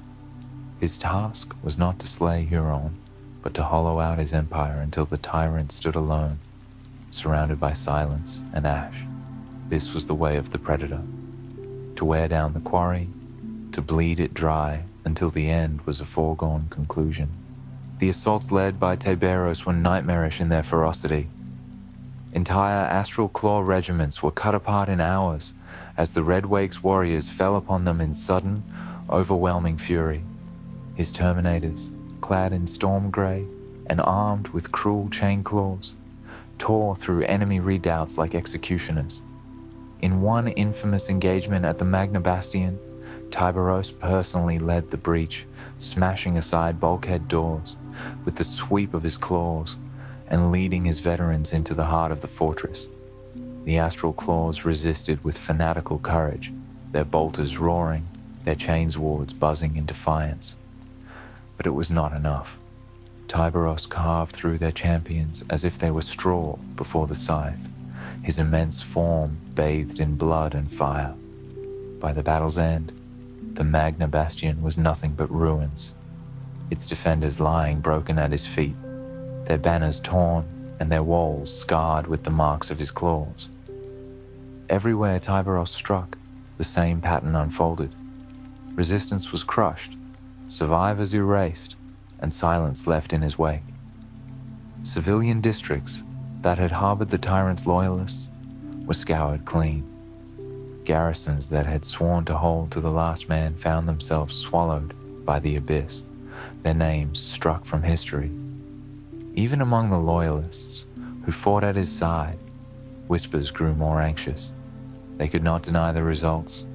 The secessionist strength was collapsing with terrifying speed, but they could not ignore the scale of the purges. The Red Wake did not conquer, he erased. Meanwhile, Huron Blackheart himself fought like a wounded beast. Reports spread of the tyrant leading charges from the front, his massive form clad in Baroque armor, wielding the power of a master-crafted heavy bolter and power claw.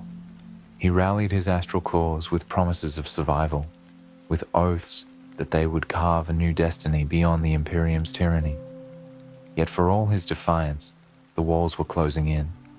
Loyalist banners rose across his capital. Fire fell from the skies, and every hour brought news of another fortress falling.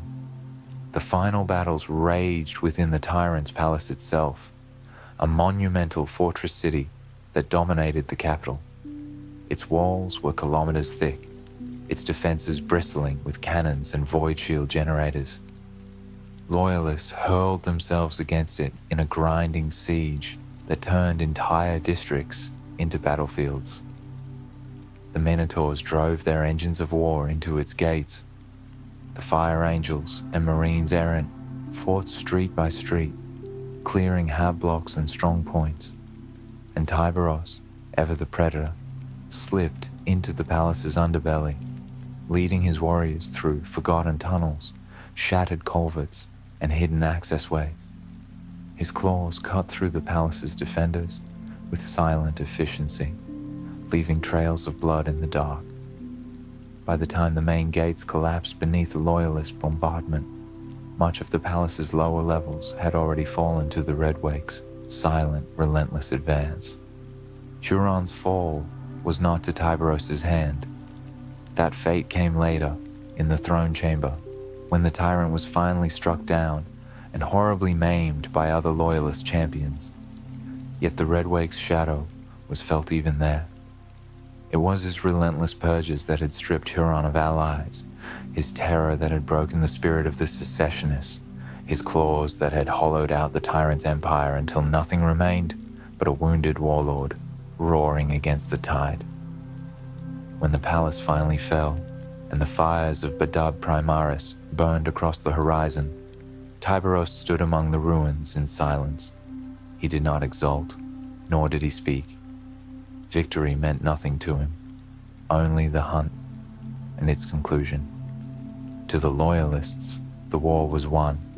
To Tyberos, it was simply another prey consumed, another cycle of hunger sated. Yet the mark of his presence would never be forgotten. Badab Primaris lay broken, its people silenced, its fortresses reduced to dust. And through it all, the name of the Red Wake was etched into legend, whispered with awe and dread alike. Thus ended the tyrant's throne, not with a single duel or glorious charge, but with the cold inevitability of predation. Huron Blackheart lived on, maimed yet defiant, to become a scourge of the maelstrom. But his empire, his dream of independence, was dead, torn apart, claw by claw, fortress by fortress, until nothing remained but shadows and ruin. And in those shadows, the spectre of Tyberos lingered, a reminder that once the predator has marked its prey, escape is impossible. The Badab War was over, its fires gutted out in the choking smoke of ruin, its banners torn down, its victors weary and its survivors haunted. The tyrant of Badab, Luft Huron, was gone, broken and maimed, carried into exile where he would one day emerge again as the dreaded Blackheart of the Maelstrom. The secessionist chapters were scattered or broken, some annihilated, others cast into penitent crusades. The loyalist forces remained behind to secure the wreckage of the Maelstrom Zone, to pick through the ashes of ruined worlds and rebuild shattered bastions. Yet among the victors, one chapter did not stay. Just as suddenly as they had appeared, the Carcharodon Astra withdrew, their ships vanishing into the endless dark beyond Imperial borders. It was a departure that carried with it both relief and unease. Relief, because the Red Wake's presence had been as unsettling for his allies as it had been devastating to his enemies. Few chapters mourned their absence. The Carcharodons had fought with a savagery that bordered on the inhuman, and their methods had left scars deeper than any siege weapon. Their allies could not deny the results, yet they had watched with growing discomfort as the grey-armoured predators slaughtered civilian populations, erased whole fortresses without survivors, and filled the void with whispers of harvests, too dark to confirm. To see such a force vanish into the void was for many a mercy. But unease remained because they did not vanish like brothers in arms returning home. They left without ceremony, without explanation, without farewells. No records were offered to Imperial command, no statements of allegiance given. The Carcharodons simply turned their ships outward, away from Imperial space, into the black gulfs where few dared follow. Even their allies did not know whence they had come, nor where they would go. The loyalist war councils, so filled with argument and strategy during the war, were struck by a hush when word spread that the Red Wake was gone. Some captains spoke of betrayal, muttering that no true sons of the Emperor would vanish without report. Others speculated that their task had been done, their hidden mandate fulfilled, and that the Imperium had never been meant to know more of them than the sight of their claws. For Tyberos himself, there was no proclamation of victory, no oath of loyalty renewed, no counsel given. He simply turned from the ruins of Bedard Primaris and boarded his warship. Witnesses recorded his last presence in the war zone as he strode through the shattered streets of the capital, his Terminator armor scarred by countless battles, his chain claws still bearing the marks of recent slaughter. He left the battlefield as he had entered it, wordless, immense, inevitable. His silence was a void of its own, one that swallowed questions before they could be asked. It is said that the last sight of the Carcharodon fleet was of their ships slipping past the Imperial patrol cordons, moving deeper into the void. The vessels bore no signals, no identifiers, only the grey hulls and predatory silhouettes that had haunted both ally and foe alike. Then they were gone, swallowed by the night. Attempts to track them failed, for the Carcharodons navigated not by star charts alone, but by routes unknown, whispered to pass through warp tides and void reefs where even rogue traders feared to tread. For the Imperium, this was both a mystery and a problem. The Administratum demanded records, the Inquisition demanded answers. Who were these Astartes who came when summoned, fought with such dreadful efficiency, and then disappeared without word? Were they truly loyal, or were they some feral remnant of a forgotten founding, bound to the Imperium by little more than custom and circumstance? Were they tools wielded in secret by the High Lords, kept hidden until wars too terrible for others demanded their release? Or were they something even stranger, ghosts of a bygone age, stalking the void for their own grim purposes? Yet for all the questions, there were no answers. Those who tried to pry too deeply into the Carcharodon's past found only shadows. Their gene seed was unrecorded in the Librarium archives, their founding unknown. Their recruitment worlds were lost, their fleet's origins untraceable. Even the relics of their war gear bore the marks of forgotten eras. some older than the Badab War itself, as though the chapter carried with them fragments of ages long consigned to silence. The Inquisition grew frustrated, but even they tread cautiously. The Carcharodons had answered the High Lord's summons, had obeyed orders in the broadest sense, and had bled for the Imperium. To question them too harshly was to risk turning a useful predator into an enemy. And so, the silence was allowed to remain. Among those who had fought beside them, memories lingered like scars. Veterans spoke in hushed tones of fighting alongside the Red Wake, of the way he moved like a storm through battle, of the way his presence silenced even the boldest of captains. Some remembered the relief of seeing his grey-armoured warriors strike down secessionist champions at their side. Others remembered the terror of seeing him purge entire populations without pause. For years after the war, loyalist chapters who had served in the Bardab campaign would wake to whispers of the Carcharodons returning, summoned to some new theatre of bloodshed. And though many prayed they would never see the Red Wake again, part of them knew that when the Imperium called for hunters of last resort, the Predator would answer. Thus, the Badab War ended not with a parade of victors or the raising of banners, but with the vanishing of shadows. The Imperium claimed triumph, the tyrant was broken, and order restored. But the memory of Tyberos lingered, carved into the bones of every survivor. For the secessionists, he was terror incarnate.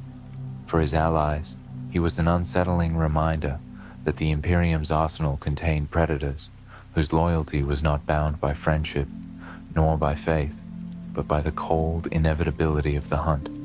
And so the Red Wake was gone, leaving behind silence, mystery, and dread. But in the depths of the void, far from the light of the Astronomicon, his claws were already turning toward new prey, for the hunger of the predator never sleeps. When the Bardab War was finally consigned to the annals of history, the Imperium exhaled a sigh of weary relief. The rebellion had been broken, the tyrant's banners torn down, and the great ledger of blood balanced with the sacrifice of countless lives. The victorious chapters returned to their watchposts and fortress monasteries, licking their wounds and tallying their dead. But the Carcharodon Astra, led by their enigmatic lord Tyberos, the Red Wake, did not return to any known bastion of the Imperium. Instead, they turned their fleet once more toward the void, toward the black heart of the galaxy's storms, the Maelstrom Zone. The Maelstrom itself was a nightmare of the warp, a seething storm of unreality that boiled in the space lanes like a wound in the fabric of the galaxy. Much like the infamous Eye of Terror, it was a place where the veil between real space and the warp was thin, unstable, and ever-shifting. Planets caught within its grasp were twisted by its touch, their skies filled with permanent lightning, their seas turned black, their populations cursed with mutation and despair. Yet for all its horrors, the Maelstrom was also a haven for outlaws, renegades, and pirates. Across its fractured expanse lay countless petty empires, fortress worlds, and raiding fleets, all owing fealty to no one but themselves. For centuries, it had been a thorn in the Imperium's side, a constant source of raids, heresy, and rebellion. It was into this storm that the Carcharodons vanished. Their grey-armoured fleet slipped past Imperial patrols, their void drives cutting through the turbulent warp currents with practiced precision. Where other chapters avoided the Maelstrom like a plague, the Red Wake seemed to move into it with a predator's certainty, as though the storm itself were their hunting ground. Some Imperial scholars would later speculate that the chapter's mysterious origins were tied to the Maelstrom, that perhaps they had been born of its darkness, shaped by its chaos, and unleashed upon the Imperium only when needed. Others whispered that their fortress monastery lay hidden somewhere within its shifting tides, a black sanctum where prey was brought to be broken and consumed. But in truth, No one knew. For the people of the Maelstrom Zone, however, the return of the Carcharodons was no rumor. It was a terror made manifest. Planetary records from that era, pieced together from fragmentary survivor accounts, speak of grey-armored warriors descending upon worlds without warning. Their ships fell silent from the void like wolves upon a flock, their drop pods striking in the dead of night. They made no demands, issued no warnings, and gave no explanations. They came only to hunt. The Red Wake himself was seen on several of these raids, towering among his warriors like a figure from nightmare. Witnesses spoke of his silhouette wreathed in lightning as he strode across storm-lashed battlefields, his chain claws tearing apart champions and heretics alike. To the scattered pirate fleets and renegade lords of the Maelstrom, his name became a curse. Stories spread of fortress worlds, silenced in days, their populations either annihilated or spirited away into the holds of Carcharodon vessels. Some whispered that the Red Wake fed his chapter's endless hunger for recruits by taking the strongest of the conquered, reforging them into grey-armored predators in hidden sanctuaries deep within the storm. Unlike the Bad War, these campaigns were largely unwitnessed by the wider Imperium. There were no great war councils, no public proclamations of victory. The Carcharodons fought their war in silence, their deeds recorded only in rumors, broken distress signals, and the occasional survivor's tale. For the Administratum, these stories were frustratingly incomplete, often dismissed as superstition or exaggerated myth. Yet among rogue traders and voidfarers, the legend of the Red Wake grew ever darker. They whispered that the Carcharodons had become the silent wardens of the Maelstrom, stalking its depths, purging its empires and culling its populations in an endless cycle of predation. What made their presence so uncanny was the sense of inevitability that followed them. Pirate lords who had ruled for decades would vanish in a single night, their fleets torn apart, their bastions scoured clean. Planets that had resisted imperial tithes for centuries would suddenly fall silent, their populations gone. The Carcharodons never claimed territory, never raised banners, never left governors in place. They came, they culled, and they left. Their only legacy was silence. For Tyberos, this was the natural order of things. He did not see his chapter's actions as cruelty or conquest. To him, the Maelstrom was simply a sea of prey, and the Carcharodons were its predators. The Imperium might call it a war against heresy or piracy, but to the Red Wake, it was the hunt. Always the hunt. And so he prowled the storm with unerring patience, his claws red with the blood of 1,000 forgotten battles, his eyes fixed on the endless void where the prey would always gather anew. Among the Imperium's lords, the Carcharodons vanishing into the Maelstrom remained a source of suspicion. Some saw them as a weapon, the High Lords deliberately loosed into the storm, too dangerous to be kept close, too effective to be wasted. Others feared that they were no longer truly loyal, that their sojourns into the Maelstrom were not purges but pilgrimages, that their silence concealed some darker allegiance.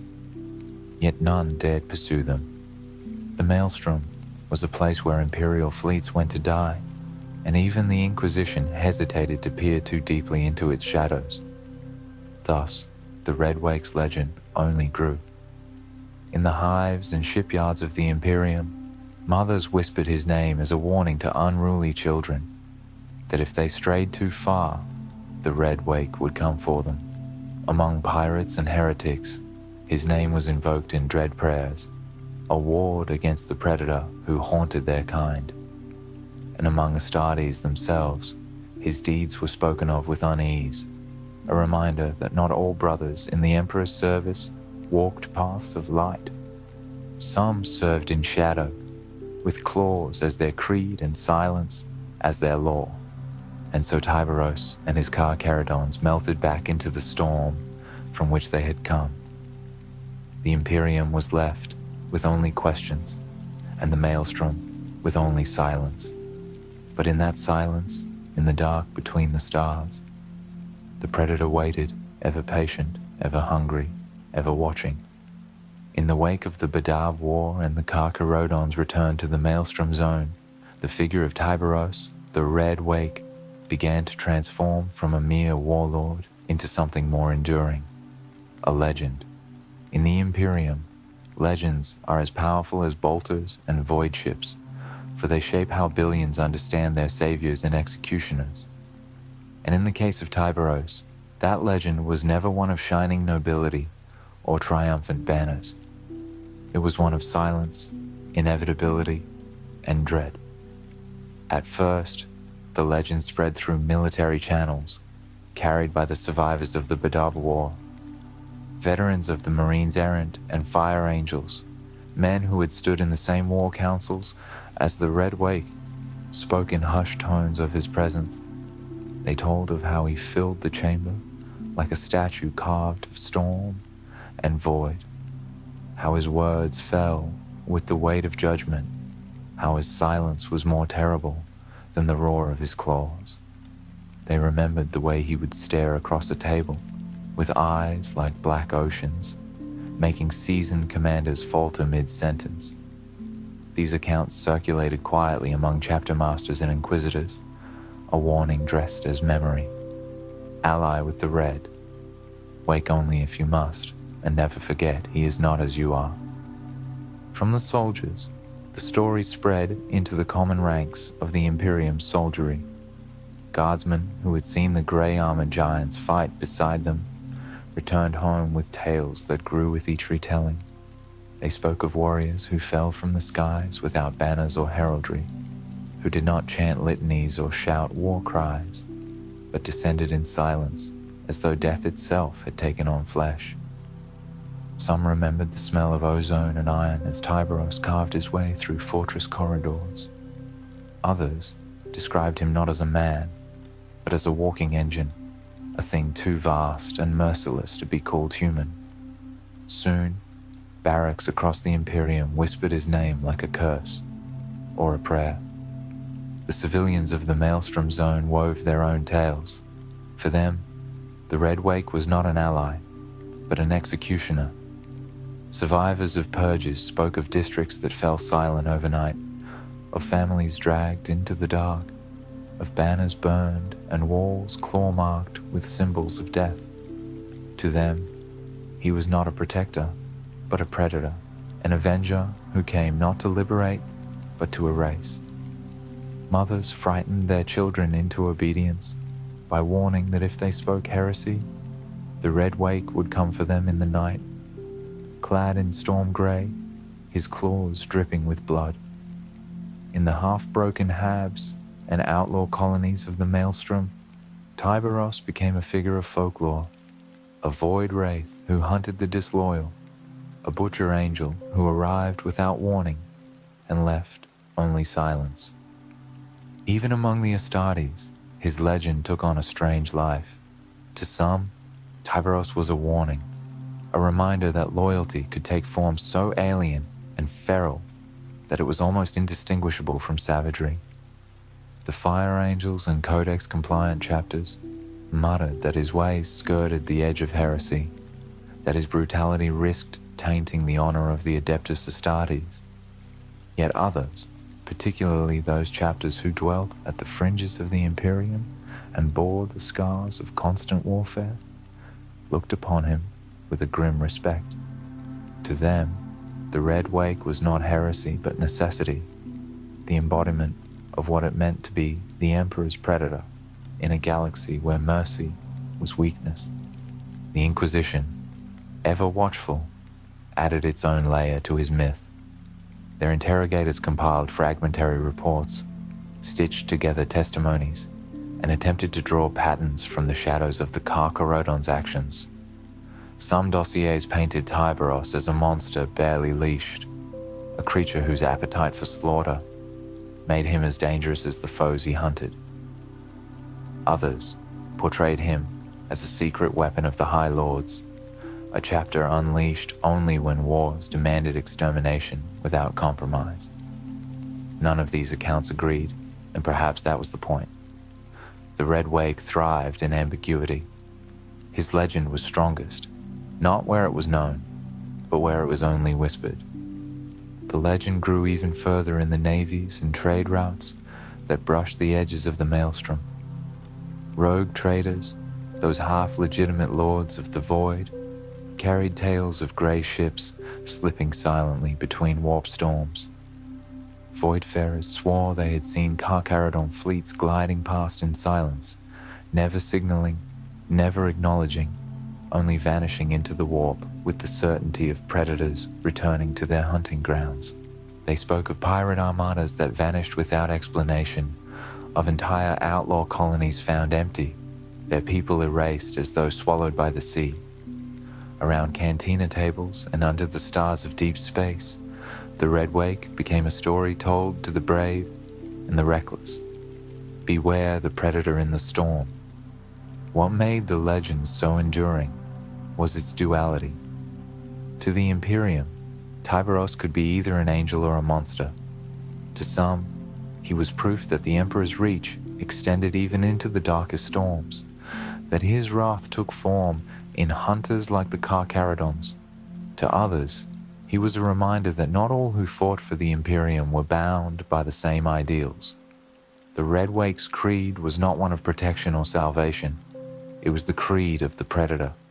Prey exists to be hunted, and so the name of Tyberos the Red Wake became something greater than a man. It was a shadow on the warp lanes, a warning in the whispers of soldiers, a curse in the mouths of heretics, and a question in the minds of the Inquisition. His legend was not carved into monuments or sung in hymns. It lived in silence, in dread, in the spaces where certainty faltered. That was the genius of the Predator's myth. It did not need to be told loudly. It only needed to be remembered. Thus, even as he vanished once more into the maelstrom, Tyberos did not fade. He grew larger in absence, his silence feeding the myth. The Red Wake became eternal, not through proclamation, but through the simple, chilling certainty that he was still out there, somewhere in the dark, watching, waiting, hungering. Among all the legends and whispers that clung to the name of Tyberos the Red Wake, none provoked as much fascination, or as much dread, as the question of his origin. For in a galaxy ruled by record-keeping and bureaucracy, where the genetic heritage of every Space Marine chapter was supposed to be meticulously archived, the Carcharodon Astra stood apart as an enigma. No founding documents survived to explain their creation. No gene seed lineage was officially declared. Their fortress monastery was unknown, their homeworld lost, or perhaps deliberately concealed. Even their war gear was a riddle, some of it ancient beyond reckoning, marked by sigils from forgotten campaigns and bearing the scars of battles fought in eras when the Imperium itself was young. The Adeptus Administratum abhorred mysteries, for mysteries meant disorder, and disorder threatened their carefully balanced web of records and decrees. Countless scribes, archivists, and scholars scoured the annals of history to find some trace of the Carcharodon's origins, hoping to root the predator firmly within the Emperor's order. They combed through founding after founding, searching for mentions of a chapter that fit their profile. The grey armor, the shark-toothed iconography, the feral hunting doctrines. Yet each search ended in silence. The records spoke of ultramarines, imperial fists, blood angels, salamanders, white scars, raven guard, and the like, but never the Carcharodons. It was as if they had emerged from the void itself, fully formed and already drenched in blood. Theories flourished in the absence of truth. Some scholars of the Adeptus Mechanicus suggested they were the remnants of a chapter thought destroyed during the Great Scouring, the terrible era after the Horus Heresy, when traitor and loyalist alike bled the galaxy dry. According to this theory, they had fled into the storm of the maelstrom, hiding from both friend and foe, and over millennia their ways had grown strange and alien. Others proposed that they were the lost offspring of some cursed founding, one of those ill-starred experiments where genetic tampering had birthed chapters too unstable to serve openly. Perhaps the High Lords had hidden them away, unleashing them only in times of dire need. But the most enduring and most feared theory was that of the Raven Guard. The genetic similarities, though faint and corrupted by ages of secrecy, seemed to point toward the line of Corvus Corax, the master of stealth and shadow. The Raven Guard were known for their preference for sudden strikes, precision raids, and guerrilla warfare, doctrines that echoed faintly in the Carcharodon's methods. Yet where the Raven Guard struck like assassins and phantoms, the Carcharodons struck like predators. They were not scalpel blades, but tearing jaws. Some whispered that they were an offshoot of the Raven Guard that had strayed too far from the Primarch's teachings, mutating into something harsher, hungrier, and more feral than their cousins could ever accept. The Inquisition naturally kept its own theories, though they never shared them openly. In the hidden vaults of Ordo Hereticus and Ordo Astartes archives, Inquisitors compiled fragmentary genetic analyses, battlefield reports, and even occult theories. Some claimed the Carcharodon's origins were tied to forbidden experiments in the Dark Foundings, when the Imperium had dabbled with genetic manipulation at the edge of heresy. Others suggested an even darker lineage, that they were the orphans of the Night Lords, not truly loyal, but bound by ancient oaths of blood and necessity. Their brutality, their taste for terror, their lack of hesitation to slaughter entire populations, these were traits the Imperium associated with Conrad Kurz's fallen sons. Though no proof existed, the mere suggestion was enough to make Inquisitors watch the Red Wake with eyes narrowed in suspicion. Yet Tyberos himself offered no answers. When asked, he did not respond. When pressed, he turned away. The Red Wake carried his past like a shadow wrapped around him, never speaking of it, never acknowledging the endless speculation that surrounded his chapter. To his warriors, the question did not matter. The Carcharodons did not define themselves by lineage or by the politics of the Imperium. They were predators. That was enough. To them, the only bloodline that mattered was the endless flow of their prey's lifeblood, painting the seas of the void red in their wake. This silence only deepened the mystery. In a galaxy desperate for answers, silence breeds terror. The Administratum could not record them properly. The Inquisition could not judge them fully. The Mechanicus could not place them in their genealogies. And so the Red Wake became not only a figure of flesh and steel, but also a symbol of uncertainty, proof that even in the Emperor's supposedly ordered realm, there were predators who stalked the edges of knowledge, answering to no record but the hunt. For the ordinary citizens of the Imperium, this mystery took on its own life. In shrine worlds and hives, people whispered that the Carcharodons were not truly human at all, that they were warp-born hunters given flesh, or that they were the Emperor's angels cast adrift in punishment, cursed to wander the void forever. Some even said they were the Emperor's vengeance embodied, created in silence so that no man could ever predict when they would strike. And though the ecclesiarchy did not endorse such heretical folklore, neither did they silence it, for such tales inspired fear, and fear in the Imperium was as useful as faith. Thus, Tyberos' origin became not a truth to be uncovered, but a riddle to be endured. His silence, his refusal to confirm or deny, was as much a weapon as his chain claws. For so long as none knew from whence he came, he could be all things to all people, an angel, a monster, a relic, a weapon, a curse. The Imperium could not contain him, because they could not define him, and that, in its way, was the most terrifying truth of all. The mystery of Tyberos' origins and the legend that followed him were not confined to the whispers of the Imperium. They seeped into the very marrow of his chapter, shaping the Carcharodon Astra into something that blurred the line between a space marine chapter and a cult of the hunt. For most Astartes, their culture was anchored by a fortress monastery, by traditions of a homeworld, by the rituals of a clearly defined heritage.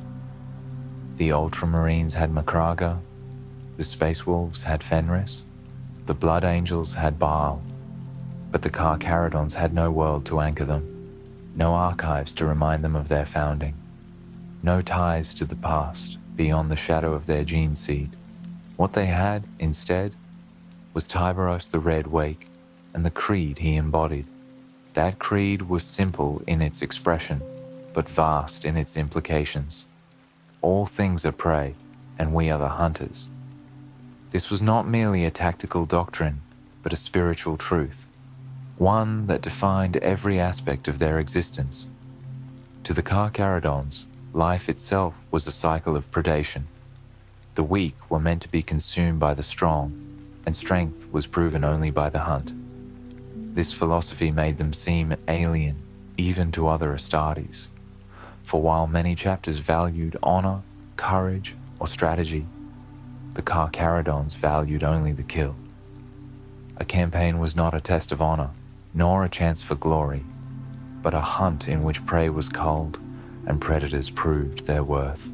Under Tyberos' leadership, this creed became ritualized. Every battle was spoken of as a harvest, every campaign as a feeding. The warriors of the Carcharodons viewed their wars not as moments of history, but as tides in an eternal sea of blood, each rising and falling with the hunger of their chapter. They maintained grim practices to reinforce this belief. Silence during battle deployments, as if stalking prey. Ritual marking of their armor with the blood of fallen foes, and the practice of harvesting populations, selecting the strongest from conquered peoples to replenish their ranks. Where other chapters recruited from homeworlds or feral tribes, the Carcharodons replenished themselves from the prey they hunted, reforging survivors into predators in their own likeness. This practice created a strange and unsettling culture within the chapter. Its warriors carried with them the echoes of countless worlds, their accents, dialects, and traditions stripped down and reforged into something cold and uniform. The chapter's very language grew clipped and sparse, shaped by silence and necessity. The void became their only home, the fleet their fortress, the hunt their way of life. To outsiders, this gave them the aura of nomadic predators, ever moving, never resting, always hungry. Tyberos himself was central to this identity. He was not merely their chapter master, but their apex predator, the living embodiment of their creed. His warriors looked upon him not only as a leader, but as proof of their path. When he strode into battle, they followed not because of duty alone, but because he was the largest shark in their endless ocean, the one whose wake they swam in. His silence was their silence, his hunger their hunger, his claws their creed. In his presence, they found no need for history or homeworld. Tyberos was both. Within the chapter, the rite of the Red Wake became one of their defining rituals. Though outsiders knew little of it, fragments of testimony suggested that recruits and veterans alike were made to stand before Tyberos or his chosen lieutenants, blood of prey still fresh on their armor, and swear themselves anew to the hunt. Some said the rite involved marking their armor with claw scars. Others whispered that the Red Wake himself would lay his talons upon a warrior's pauldron, as if branding him a predator forevermore. Whatever the truth, the rite bound the Carcharodons more tightly to their creed reminding them that their loyalty was not to land or lineage, but to the eternal hunt and the one who led it. This predatory doctrine also shaped their battlefield tactics in ways that unsettled even their allies. The Carcharodons fought not as disciplined soldiers of the Codex Astartes, but as a school of sharks in the ocean, silent, coordinated by instinct, striking suddenly and with overwhelming force, then vanishing into the darkness before the enemy could recover. Their assaults were relentless and terrifying, marked by lightning-fast strikes, encirclements, and the complete annihilation of the foe. They had little interest in taking ground or holding territory. To them, victory was not measured in banners raised, but in prey reduced to silence. Yet for all their savagery, there was a strange discipline within their ways. They were not berserkers like the World Eaters, nor sadists like the Night Lords. Their hunger was cold, clinical, inevitable. They did not kill for pleasure, but because it was their nature, as natural as the shark that swims or the storm that rages. Tyberos instilled in them the idea that the predator does not question why it hunts. It simply hunts, and so too did his warriors, never hesitating, never faltering, never seeking reasons beyond the certainty of their creed. This identity, born of mystery and silence, spread outward into the galaxy's perception of them. Where most chapters were known for their colors, their banners, their homeworld traditions, the Carcharodons were known only for their creed. To the Imperium, they were not guardians or conquerors, but predators. To the Maelstrom, they were not liberators, but terrors. And within themselves, they were not sons of any known Primarch, but sons of the hunt. Tyberos had forged something rare, a chapter that did not merely fight by doctrine, but live by it. A culture where war and ritual were indistinguishable, where the predator's creed defined every breath and every strike. Under his shadow, the Carcharodons became more than just a chapter. They became an ocean of hunters, and Tyberos the vast red tide that swept before them, drowning all in silence. In the end, the saga of Tyberos the Red Wake does not conclude with his death, for no such record exists. It does not end with his retirement to some fortress monastery, for he and his chapter are rootless, drifting eternally through the tides of the void. Nor does it end with his betrayal, for despite the suspicion and dread he inspired, no one could ever deny that he fought for the Imperium when called. Instead, his story lingers, open-ended, stretching into the unknown, like the wake of a predator that vanishes beneath dark waters, yet leaves ripples that never cease. The Imperium of man, in its endless hunger for certainty, has tried for centuries to confine Tyberos to a place within its history. They list him in archives as a chapter master. They note his role in the Bad-Up War. They file away accounts of his purges in the Maelstrom Zone. But these sterile records capture nothing of the truth. For to name him merely as a commander is to diminish what he truly was. Tyberos was not a man of campaigns and treaties, nor a leader defined by banners and laws. He was a living embodiment of inevitability, the predator who comes without warning, who strikes without hesitation, who leaves only silence. In the Maelstrom Zone, his legend is strongest. To the pirate lords who still cling to their strongholds, the Red Wake is less a memory and more a looming certainty. They live in perpetual fear of the grey armored fleet that may one day emerge from the storm and fall upon them in the night. The Maelstrom has 1,000 threats, from warp-born horrors to renegade warlords, but none commands such primal dread as the thought of Tyberos' claws rending through fortress walls. To them, he is the predator in the dark ocean, unseen but always present. Among the common folk of the Imperium, Tyberos has become something between a curse and a prayer. In hive cities, mothers whisper his name to frighten children into obedience, warning them that the Red Wake comes for the disloyal. On frontier worlds near the Maelstrom, his legend takes on the shape of a storm god or sea demon, invoked in old songs and fearful chants. Even within the safer bastions of the Imperium, soldiers on the eve of battle sometimes mutter that they would rather fight beside the Red Wake than against him, a grim acknowledgement of his dreadful power. The Inquisition, for all its suspicion, has learned a kind of wary acceptance. They cannot classify him, cannot chart his lineage, cannot predict his movements, but they cannot deny his results. Wherever the Carcharodon strike, heresy is silenced. Wherever Tyberos leads, enemies vanish. He is not controllable, but he is useful, and so they tolerate his existence as one tolerates a blade one dare not grasp by the edge. Within the Carcharodons themselves, Tyberos is eternal. Though time moves on, and generations of recruits are brought into the chapter through their grim harvests, the Red Wake remains the fixed point, the unchanging shadow at the heart of their creed. He is not spoken of as merely a leader, but as a figure woven into the chapter's very identity. For them, he is the apex predator, the embodiment of the creed that all life is prey. As long as Tyberos endures, the Carcharodons know who they are.